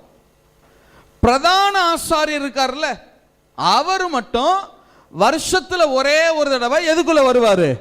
மகா பரிசுத்த ஸ்தலத்துக்குள்ள வருவார். சரியா? இதுதான் நடைமுறை. திருப்பி கேட்கிறேன், லேவியர்களும் ஜனங்களும் எங்கே நின்றணும்? பிரகாரத்தோட நிக்கணும். ஆசாரியர்கள் எங்க வரலாம்? மகா பரிசுத்த ஸ்தலத்துக்கு வரலாம். பிரதான ஆசாரியர் எங்க வரலாம்? மகா பரிசுத்த ஸ்தலத்துக்கு. அதுவும் சும்மா வர மாட்டாங்க. மகா பரிசுத்தலத்துக்கு வர்றது ஒரு பெரிய என்ன செய்யறது, ஒரு முக்கியமான நிகழ்வு. சாதாரணமாக வர முடியாது. ஒரு கையில தூப புகையை எடுத்துக்கொண்டு தான் வரணும். டக்குன்னுலாம் அவர் சமூகத்தில் வந்து தேவனுக்கு முன்னாடி நின்ற முடியாது. அந்த தூப புகையை எழுப்பி அந்த புகைக்குள்ள மறைஞ்சுக்கிட்டு தான் உள்ள வரணும். அவரு இன்னொரு கையில ரத்தம் இருக்கணும், ரத்தத்தை அப்படி தெளிக்கணும், இன்னொரு பக்கம் புகை வரணும். அப்படி புகையோட தான் வந்து அந்த மகா பரிசுத்த ஸ்தலத்துக்குள்ள வரணும். சும்மாலாம் அங்கே வர முடியாது. அப்படி யாராவது வந்தா மறிச்சிருவாங்க. என்ன செய்வாங்கன்னா, இடுப்புல ஒரு சங்கிலி கட்டி எது வரைக்கும்? பிரகாரம் வரைக்கும் வெளியே நீண்டு கிடக்கும் சங்கிலி. அந்த சங்கிலி அவர் கட்டி இடுப்புல கட்டி இருக்க சங்கிலி வெளியே வரைக்கும் இருக்கும். அவருடைய அங்கி முழுவதும் கீழே பார்த்தீங்கன்னா வெறும் மணிகளாக கட்டியிருப்பாங்க. அவர் சும்மாவும் நிற்கக்கூடாது. புகையை இப்படி எழுப்பிக்கிட்டு ரத்தத்தை தெளிச்சுக்கிட்டு இப்படி நடந்து ஆடிட்டே இருக்கணும், அசைஞ்சுக்கிட்டே இருக்கணும். இந்த மணி சத்தம் எங்கே கேட்கணும்? வெளியே கேட்கணும். பிரகாரம் வரைக்கும் டிங் டிங்னு கேட்கணும். மணி சத்தம் கேட்டால் ஆள் என்னவா இருக்கிறாருன்னு அர்த்தம்? உயிரோட இருக்கிறார். கர்த்தர் அவரை அங்கீகாரம் பண்ணியிருக்கிறாருன்னு அர்த்தம். அவரை கர்த்தர் அங்கீகாரம் பண்ணலைன்னு வச்சுக்கிறங்க, மகா பரிசுத்த ஸ்தலத்துக்குள்ள வந்துட்டு யாரும் வெளியே உயிரோட என்ன செய்ய முடியாது? போக முடியாது. மறிச்சு விழுந்துருவாங்க. அங்கேயே விழுந்துட்டா கூட பிணத்தை எடுக்க யாரும் வரக்கூடாது. எதை பிடிச்சிதான் இழுக்கணும்? சங்கிலியை பிடிச்சிதான் வெளியே இழுக்கணும். அவ்வளவு பயபக்திக்குரிய இடம் அந்த மகா பரிசுத்த ஸ்தலம். அதைத்தான் கர்த்தருடைய ஆலயம்னு சொல்லுவாங்க. மகா பரிசுத்த நிறைய பேர் இருக்கு. கர்த்தருடைய ஆலயம், தேவனுடைய ஆலயம், தேவனுடைய கூடாரம், தேவனுடைய வாசஸ்தலம், தேவனுடைய வீடு, இந்த மாதிரி நிறைய வார்த்தைகள் இருக்கு. அதுல கர்த்தருடைய ஆலயம் அப்படின்னா அது எந்த ஸ்தலத்தை குறிக்கும்? மகா பரிசுத்த ஸ்தலம். திருப்பி கேட்கிறேன், கர்த்தருடைய ஆலயம்னா எந்த ஸ்தலத்தை குறிக்கும்? அது திருப்பி சொல்லுங்க. கர்த்தருடைய ஆலயம்னா எந்த ஸ்தலத்தை குறிக்கும்? மகா பரிசுத்த ஸ்தலத்தை குறிக்கும். சரியா? சரி, இப்ப கவனிங்க. பகல்லெல்லாம் பலிலாம் செலுத்தி முடிச்ச உடனே எல்லாரும் ஆலயத்தை விட்டு ஆசாரியர்கள்லாம் போயிடுவாங்க. லேவியர்கள் ஆசாரியர்கள் எல்லாரும் ஆலயத்தை சுற்றி படுத்து கிடப்பாங்க. ஜனங்கள்லாம் வெளியே தான் படுத்து கிடப்பாங்க. பிரதான ஆசாரியர் மட்டும் அந்த பரிசுத்த ஸ்தலத்தில் மூலையில் படுத்து கிடப்பார். பிரதான ஆசாரியர் மட்டும் அங்கே என்ன செய்வார்? படுத்து கிடப்பார். ஏன்னா நைட்டில் அவர் குத்து விளக்கை ஏற்றணும். காலையில் 3 மணி வரைக்கும் எதை ஏற்றிட்டே இருப்பார் அவர்? குத்து விளக்கை ஏற்றி. முதல்ல இரவு முழுவதும் ஏற்றுவாங்க, அப்புறம் 3 மணின்னு மாற்றிக்கிட்டாங்க அவங்களா. அந்த இரவு முழுவதும் அந்த குத்து விளக்கு என்ன செய்யணும்? எரியணும். இப்ப கவனிங்க, ஏலி தன் ஸ்தானத்தில் படுத்திருந்தான்னா என்ன அர்த்தம்னா பரிசுத்த ஸ்தலத்தில் படுத்திருக்கார். சொல்லுங்க, எந்த ஸ்தலத்தில் படுத்திருக்கிறார் அவரு? பரிசுத்த ஸ்தலத்தில். ஜனங்கள், லேவியர்கள், ஆசாரியர்கள்லாம் எங்க படுத்திருக்கிறாங்க? பிரகாரத்தில். அப்ப சாமுவேலும் எங்க தான் படுத்திருக்கணும்? பிரகாரத்தில். வாசலை ஒட்டி படுத்து கிடக்கிறான் அவனும். சரியா? இதுதான் சூழ்நிலை. இப்ப ஆசாரியன், பிரதான ஆசாரியன் ஏலி உள்ள படுத்திருக்கார். சரியா? வாசிங்க பார்க்கலாம். ஒரு நாள் ஏலி தன்னுடைய ஸ்தானத்திலே படுத்துக் கொண்டிருந்தான். பரிசுத்த ஸ்தலத்துல ஒரு நைட்டு தூங்கிட்டு இருக்காரு. அவன் பார்க்க கூடாதபடிக்கு அவனுடைய கண்கள் இருளடைந்திருந்தது. தேவனுடைய பெட்டி இருக்கிற கர்த்தருடைய ஆலயத்தில், அதைத்தான் வெரி குட், கரெக்டா வார்த்தை சொல்லுது பாருங்க. தேவனுடைய பெட்டி இருக்கிற, தேவனுடைய பெட்டி எந்த பகுதியில் இருக்கிறது? மகா பரிசுத்த ஸ்தலத்துல இல்லையா? அப்ப கர்த்தருடைய ஆலயம்னா எந்த பகுதியை குறிக்கிற வார்த்தை அது? மகா பரிசுத்த ஸ்தலத்தை குறிக்கிற வார்த்தை. வாசிங்க பார்க்கலாம். தேவனுடைய பெட்டி இருக்கிற கர்த்தருடைய ஆலயத்தில் தேவனுடைய விளக்கு அணைந்து போகும் முன்னே சாமுவேலும் படுத்துக் கொண்டிருந்தான். அப்பொழுது கர்த்தர் சாமுவேலை கூப்பிட்டார். அதற்கு அவன் இதோ இருக்கிறேன் என்று சொல்லி ஏலியினிடத்தில் ஓடி. இப்ப நல்லா கவனிங்க. நைட்டு நேரம், அதிகாலை நேரம் 3 மணி. வாசலை ஒட்டி யாரு படுத்து கிடக்கிறது? சாமுவேல் படுத்து கிடக்குறான். சாமுவேல் படுத்திருக்கான். சத்தம் கேட்ட உடனே டக்குன்னு அந்த வாசல் கதவை திறந்துட்டு நேரா யார்கிட்ட ஓடி வந்துட்டான்? ஆக்சுவலா பகல் நேரமா இருந்தா அவனை உள்ளே என்ன செய்ய மாட்டாங்க, விட்டுருக்கவே மாட்டாங்க. ஆசாரியர்கள் லேவியர்கள்லாம் நின்று இருந்தா அவனை என்ன செய்ய மாட்டாங்க, வாண்டு ஓடுறா முதல்ல, உனக்கு இங்க என்ன வேலை அப்படின்னு என்ன செஞ்சிருப்பாங்க, அடிச்சு விரட்டி விட்டுருப்பாங்க. இது இரவு நேரம் பாருங்க. கர்த்தர் கரெக்டா எல்லாம் தூங்குறான். சாமுவேலேன்னு கேட்ட உடனே டக்குன்னு அந்த வாசல் கதவை திறந்துட்டு நேரா எதுக்குள்ள வந்துட்டான் குடுகுடுன்னு. அவனுக்கு இந்த பரிசுத்த ஸ்தலம், மகா பரிசுத்த ஸ்தலம் அதெல்லாம் எதுவும் என்ன செய்யாது. அவன் எட்டி பார்த்துருப்பான் போல உள்ள. அப்போ இல்லை லேசாக அந்த ஸ்க்ரீனை திறக்கும் போது உள்ள போகிறாங்களே என்னதான் இருக்கும். சாமுவேல் எட்டி பார்த்துட்டே இருந்திருக்கான். சான்ஸ் கிடைச்சவொடனே திறந்துட்டு எங்கே வந்துட்டான், நேரா ஏலிட்ட நேரா வந்துட்டான். வாசிங்க பார்க்கலாம். ஏலியினிடத்தில் ஓடி இதோ இருக்கிறேன் என்னை கூப்பிட்டீரே என்றான். அதற்கு அவன் நான் கூப்பிடவில்லை திரும்பி போய் படுத்துக்கொள் என்றான். அவர் ரொம்ப பதறிட்டார். இவன் எப்படி உள்ள வந்தான்னு, நான் கூப்பிடல, நீ போய் என்ன செஞ்சுக்க, திரும்ப போய் சத்தம் இல்லாம என்ன பண்ணிரு, படுத்துக்க அப்படின்னு சொல்லிட்டாரு. அவன் போய் படுத்துக்கொண்டான். மறுபடியும் கர்த்தர் முதல் தடவை படுத்துறானா, இரண்டாவது தடவை கர்த்தர் சாமுவேலே என்று கூப்பிட்டார். அப்பொழுது சாமுவேல் யோசிச்சு பாருங்களேன், கர்த்தர் எந்த பெட்டி மேல உட்கார்ந்து இருக்கிறார்? மகா பரிசுத்த ஸ்தலத்துல எந்த பெட்டி மேல? உடன்படிக்கை பெட்டி மேல. பரிசுத்த ஸ்தலத்துல யாரு படுத்திருக்கா? ஏலி. பிரகாரத்துல தான் யாரு படுத்திருக்கிறா? சாமுவேல். இங்க இருந்து ஏலிய கூப்பிடல, ஏலிய தாண்டி யார கூப்பிடுறாரு அவரு? நான் சொல்றேன், நேரம் வந்துருச்சுன்னா கர்த்தருக்கும் உங்களுக்கு நடுவுல எந்த பெரிய தலைவரும் நிக்க முடியாது. யார வேணா தாண்டி உங்ககிட்ட வந்துருவார். அல்லேலூயா. வர வேண்டிய நேரத்தில் அழகா வந்துருவார். எத்தனை பேர் ஆமேன்னு சொல்ல முடியும்? பேச வேண்டிய நேரத்தில் தெளிவா பேசிடுவார். எத்தனை பேர் ஆமேன்னு சொல்ல முடியும்? சரி, வாசியம் பார்க்கலாம். இரண்டாவது தடவை கூப்பிடுறார்.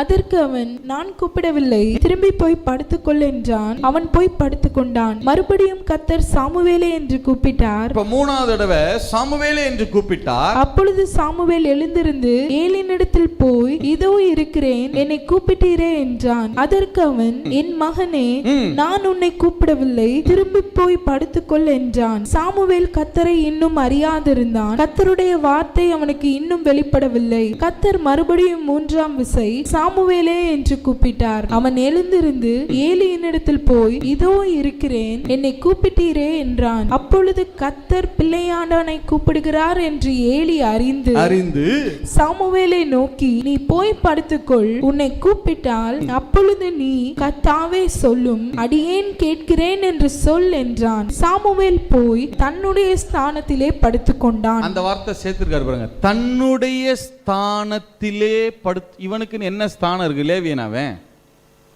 ஆசாரியனா, பிரதான ஆசாரியனா, இவனுக்கு என்ன ஸ்தானம் இருக்கு? இவனுக்கு ஒரு ஸ்தானமும் கிடையாது இவனுக்கு. அப்படி இருக்கும்போது எந்த ஸ்தானத்தில் படுத்துக்கொண்டான்? எங்கே படுத்துக்கிட்டான்னா, தடவை வர்றான், ஏலி சொன்னவொடனே வெளியே போயிட்டான். ரெண்டாவது தடவை வந்தான், ஏலி சொன்னவொடனே வெளியே போயிட்டான். மூணாவது தடவை ஏலி சொல்றாரு, இனிமே ஆண்டவர் கேட்டா கர்த்தாவே உமது அடியேன் கேட்கிறேன், என்ன செய்யுங்க, என்னட்ட சொல்லுங்க அப்படின்னு கேளுப்பா அப்படின்னு சொன்ன உடனே இவன் என்ன செஞ்சிட்டான்? இவன் நைட்டு வேறையா இருட்டு வேறையா என்ன இருந்தாலும் ஓயாம கூப்பிடுறாரு. கூப்பிட்ட உடனே திருப்பி பார்த்து வந்து கேட்டா என்ன செஞ்சிடறாரு? போய் படுத்துக்கன்னு சொல்லிடுறாருன்ட்டு இதே இப்படி சுத்தி கித்தி பார்த்தவன் அந்த கதவை திறந்து பிரகாரத்துக்கு போறதுக்கு பதிலா இந்த ஸ்கிரீனை திறந்து மகா பரிசுத்த ஸ்தலத்துக்குள்ள வந்து படுத்துட்டான். அதை திறந்து வெளியே போகல. இவன் எதை திறந்து உள்ள வந்துட்டான்? மகா பரிசுத்த ஸ்தலத்துக்குள்ள வந்து இங்க வந்து படுத்துட்டான். நான் உங்களுக்கு விளக்கி சொல்றேன், புரியும். எப்படி பிரதர் சொல்றீங்க? மகா பரிசுத்தலத்துக்குள்ள வந்து படுத்துட்டானா? படுத்த உடனே கர்த்தர் வந்து நின்று, ஏன்னா இதான அவனுடைய ஸ்தானம். கர்த்தர் இப்போ வந்து நின்று அவன்கிட்ட பேசுறார். ஏலியுடைய குடும்பத்தில் இப்படிலாம் நடக்க போகுதுப்பா, இதெல்லாம் எல்லாத்தையும் பேசுறார். இவன் பயந்துட்டு படுத்து இருக்கிறான் இல்லையா? காலையில் என்ன நடக்குதுன்னு பாருங்க. 15வது வசனம் வாசிங்க. சாமுவேல் விடிய காலம் மட்டும் படுத்திருந்து கர்த்தருடைய ஆலயத்தின் கதவுகளை திறந்தான். எதை ஆலயத்தின் கதவுகளை திறந்தானா? கர்த்தருடைய ஆலயம்னா எந்த ஸ்தலத்தை குறிக்கிற வார்த்தை அது? இப்ப நான் காலையில ஆசாரியர்கள் எழும்புறாங்க, எல்லாம் எழும்புங்க எழும்புறாங்க. நீ பலி செலுத்தணும்ல, குத்து விளக்கெல்லாம் துடைக்கணும், எல்லாம் ரெடி பண்ணணும்ல, எல்லாம் எழும்பிட்டாங்க. எழும்பிட்டு என்ன இந்த வாசல்ல படுத்து கிடந்த வாண்ட காணா, விடுங்கப்பா எங்கேயாவது போயிருப்பான், வாங்கப்பா நம்ம பலி செலுத்த போவோம் அப்படின்னு நேரம் வந்து ஏலியை எழுப்புறாங்க. சத்தம் கேட்ட உடனே இவன் எதை திறந்துட்டு வெளியே வர்றான்? மகா பரிசுத்த ஸ்தலத்துக்குள்ள இருந்து வெளியே வர்றான். எப்படி இருந்திருக்கும் ஆசாரியர்களுக்கு? எப்படி இருந்திருக்கும் யோசிச்சு பாருங்க. அந்த வார்த்தை பைபிள்ல ஒரு இடத்துல இருக்கு, கர்த்தருடைய ஆலயத்தின் கதவுகளை திறந்தான் இல்ல. இவன் மகா பரிசுத்தலத்துக்குள்ள இருந்து வெளியே வந்தா அது ஆசாரியர்கள் பார்க்கிறப்ப எப்படி இருந்திருக்கும்? மகா பரிசுத்த ஸ்தலத்துக்குள்ள நீங்க பதில் சொல்லுங்க. ஒருத்தன் உள்ள போயிட்டு உயிரோட வெளியே வந்துட்டா என்ன அர்த்தம்? அவனை யாரே அங்கீகாரம் பண்ணிட்டதுன்னு அர்த்தம். இப்ப சாமுவேல ஏலி அங்கீகாரம் பண்ணல, மூப்பர்கள் அங்கீகாரம் பண்ணல, ஆசாரியர்கள் அங்கீகாரம் பண்ணல, கர்த்தரே அங்கீகாரம் பண்ணினார். இந்த அங்கீகாரத்தை மறுத்து யாருமே பேச முடியாது. இஸ்ரவேல்ல ஒருத்தனும் வாயவே திறக்க முடியாதுங்க இல்ல. எத்தனை பேர் ஆமென் சொல்ல முடியும்? நான் சொல்றேன் பிரதர், நான் சொல்றேன் சிஸ்டர், விசுவாசத்தில் நீங்க எழும்பி நில்லுங்க. அவங்க அங்கீகாரம் பண்ணல, இவங்க அங்கீகாரம் பண்ணல, அவங்க எனக்காக பேசல, இவங்க எனக்காக பேசல. நான் சொல்றேன், கர்த்தர் உங்களை அங்கீகாரம் பண்ணும்போது உங்களை அங்கீகரிக்காத ஒரு நாவு எதிர்த்து பேசவே முடியாது அந்த இடத்துல. இவன் கர்த்தருடைய ஆலயத்தின் கதவுகளை யோசிச்சு பாருங்க. ஆசாரியர்கள்லாம் உள்ள எப்பயாவது போமாட்டமான்னு இருக்கும் இல்ல. ஏன் தன் ஸ்தானத்திலே படுத்து கொண்டான்னு போட்டிருக்கா? ஏன் அவன் ஸ்தானம்னா, ஒருத்தன் லேவியனா இருந்து ஊழியம் செய்யணும், இல்லையே ஆசாரியனா இருந்து ஊழியம் செய்யணும், இல்லைன்னா என்னவா இருந்து ஊழியம் செய்யணும்? பிரதான ஆசாரியனா இருந்து ஊழியம் செய்யலாம். இதுக்கும் மேல ஒரு போஸ்ட் இருக்கு, மகா பிரதான ஆசாரியன். சொல்லுங்க, என்ன ஆசாரியன்? மோசே வந்து ஆசாரியன் கிடையாது, லேவியன் கிடையாது, ஆசாரியன் கிடையாது, பிரதான ஆசாரியன் கிடையாது. அவன் யாரு? மோசே வந்து மகா பிரதான. அவன் மோசே வந்து தைரியமா மகா பரிசுத்தத்துக்குள்ள வருவான். குல்லா போட மாட்டான், தொப்பி போட மாட்டான், ஏபோ தணிய மாட்டான், தூபத்தை கொண்டு போக மாட்டான், ரத்தத்தை கொண்டு போக மாட்டான், எதையுமே கொண்டு போக மாட்டான். அவன் தான் மகா பிரதான ஆசாரியன். மோசே வந்து எதுவுமே இருக்காது, எங்க போவான்? தைரியமா எது வரைக்கும் வருவான்? மகா பரிசுத்தத்துக்கு வருவான். மோசேயை போல எதுவுமே கையில இல்லாம மகா பரிசுத்த ஸ்தலத்துக்குள்ள போயிட்டு வந்த இன்னொரு ஆள் யாருன்னா ஒரே ஆளு சாமுவேல். அதனால கர்த்தர் மோசேயும் சாமுவேலையும் கம்பேர் பண்ணி பேசுவார். பாத்திருக்கீங்களா? எரேமியா 15:1 வாசிங்க. கர்த்தர் என்னை நோக்கி மோசேயும் சாமுவேலும் என் முகத்துக்கு முன்பாக நின்றார். ஏன்னா ரெண்டு பேர் தான் பழைய ஏற்பாட்டுல மகா பிரதான ஆசாரியர்கள ஸ்தானத்துல இருந்தவங்க இல்ல. இயேசு பிரதான ஆசாரியர் கிடையாது. இயேசு எப்படிப்பட்டவர்? மகா பிரதான ஆசாரியர். எத்தனை பேர் ஆமென் சொல்ல முடியும்? எத்தனை பேர் ஆமென் சொல்ல முடியும்? இப்ப மகா பிரதான ஆசாரியன் என்ன செய்யலாம்? அவன் ஸ்தானம் எது? அவன் எங்க வரைக்கும் வர முடியும்? சொல்லுங்க. மகா பிரதான ஆசாரியன் ரத்தம் இல்லாம, புகை இல்லாம, அங்கிகள் இல்லாம, எதுவுமே இல்லாம, செயின் இல்லாம எங்க வரைக்கும் வர முடியும்? மோசே எங்க வரைக்கும் வர முடியும்? இப்ப மோசேயை போல சாமுவேலும் எப்படிப்பட்டவனா இருந்தான்? மகா. அதனாலதான் எதுவுமே இல்லாம அவன் நேரா எங்க வந்து படுத்துக்கிட்டானா? அவனுக்குன்னு கர்த்தர் வைத்திருந்த மகா பிரதான ஆசாரியன்கிற ஸ்தானத்துல வந்து படுத்துக்கிட்டான். இப்ப சொல்லுங்க, இவனை யார் அங்கீகாரம் பண்ணினது? யாராவது எதிர்த்து பேச முடியுமா? இல்லைன்னு அவனாவது சொல்ல முடியுமா? சாமுவேலுடைய ஊழியம் சும்மா இல்ல, 7 ஊழியத்தை செய்தவன். லேவியின் ஊழியத்தை செய்திருக்கிறான், ஆசாரியனுடைய ஊழியத்தை செய்திருக்கிறான், 2வது 3வது பிரதான ஆசாரியனுடைய ஊழியத்தையும் செய்திருக்கிறான், 4வது மகா பிரதான ஆசாரியனுடைய ஊழியத்தையும் செய்திருக்கிறான், 5வது தீர்க்கதரிசி ஊழியத்தை செய்திருக்கிறான், 6வது தீர்க்கதரிசிகளின் கூட்டத்துக்கு தலைவனாக இருந்திருக்கிறான், 7வது நியாயாதிபதியாகவும் இருந்திருக்கிறான், கிங் மேக்கரா ராஜாக்களை நியமிக்கிற ஊழியத்தில் இருந்திருக்கிறான். 7 ஊழியத்தை செஞ்சிருக்கிறான். அதனாலதான் அன்னாள் பாடினாள், மலடியா இருந்தவள் எத்தனை பெற்றாள்? 7 பெற்றால் இதுக்கு மேல என்ன ஊழியம் வேணுங்கிறீங்க? லேவியன், ஆசாரியன், பிரதான ஆசாரியன், மகா பிரதான ஆசாரியன், தீர்க்கதரிசி, தீர்க்கதரிசிகளின் கூட்டத்துக்கு தலைவன், நியாயாதிபதி, கிங் மேக்கர். இதுக்கு மேல என்ன ஊழியம் வேணும்னு நினைக்கிறீங்க? ஊழியத்துக்கே லாயக்கில்லாத குடும்பம்னு வைக்கப்பட்ட குடும்பம் எந்த உச்சத்துக்கு கொண்டு போகணுமோ அந்த உச்சத்துக்கு கர்த்தர் கொண்டு போனார். எத்தனை பேர் ஆமேன்னு சொல்ல முடியும்? உங்களுக்கு தெரியுமா, கோராகின் வம்சம்னு புறந்தள்ளினாங்க பாருங்க. அதாவது அன்னாளுடைய விசுவாசம் அவனுக்கு மட்டும் இல்லை, சாமுவேலுக்கு மட்டும் உதவி செய்யல, அந்த வம்சமே ரிஃபார்ம் ஆயிடுச்சு இல்ல. அதுக்கு பிறகு சாமுவேலுடைய பேரன் ஏமான் பாட ஆரம்பித்தான். அதற்கு பிறகுதான் அவர்கள் அந்த ஆசரிப்பு கூடாரத்தின் ஊழியத்தில் கோராகியர் பாடல் பாடுகிற ஊழியம் அவர்களுக்கு கொடுக்கப்பட்டது. சொல்லுங்க, என்ன ஊழியம் கொடுக்கப்பட்டது? சங்கீதத்தெல்லாம் வருதா? இந்த சங்கீதம் யாருக்கு கொடுக்கப்பட்டது? கோராகியரின் புத்திரருக்கு கொடுக்கப்பட்ட தாவீதின் சங்கீதம்னு வருதா? அந்த தாவீது எழுதின பல பாடல்களை ஆசரிப்பு கூடாரத்தில் இந்த சாமுவேலுடைய பேரன், அவர்களுடைய பிள்ளைகள், அவர்களுடைய கோராகின் வம்சத்தார் தான் பாடினாங்க. விசுவாசத்துல ஒரு ஸ்திரீ எழும்புனது ஒரு வம்சமே எழும்பிருச்சு பாருங்க. நான் சொல்றேன் சிஸ்டர், நான் சொல்றேன் பிரதர், நீங்க விசுவாசத்துல எழும்புங்க, உங்க சந்ததியையே எழும்ப பண்ண தேவன் வல்லமையில் இருக்கிறார். எத்தனை பேர் ஆமேன்னு சொல்ல முடியும்?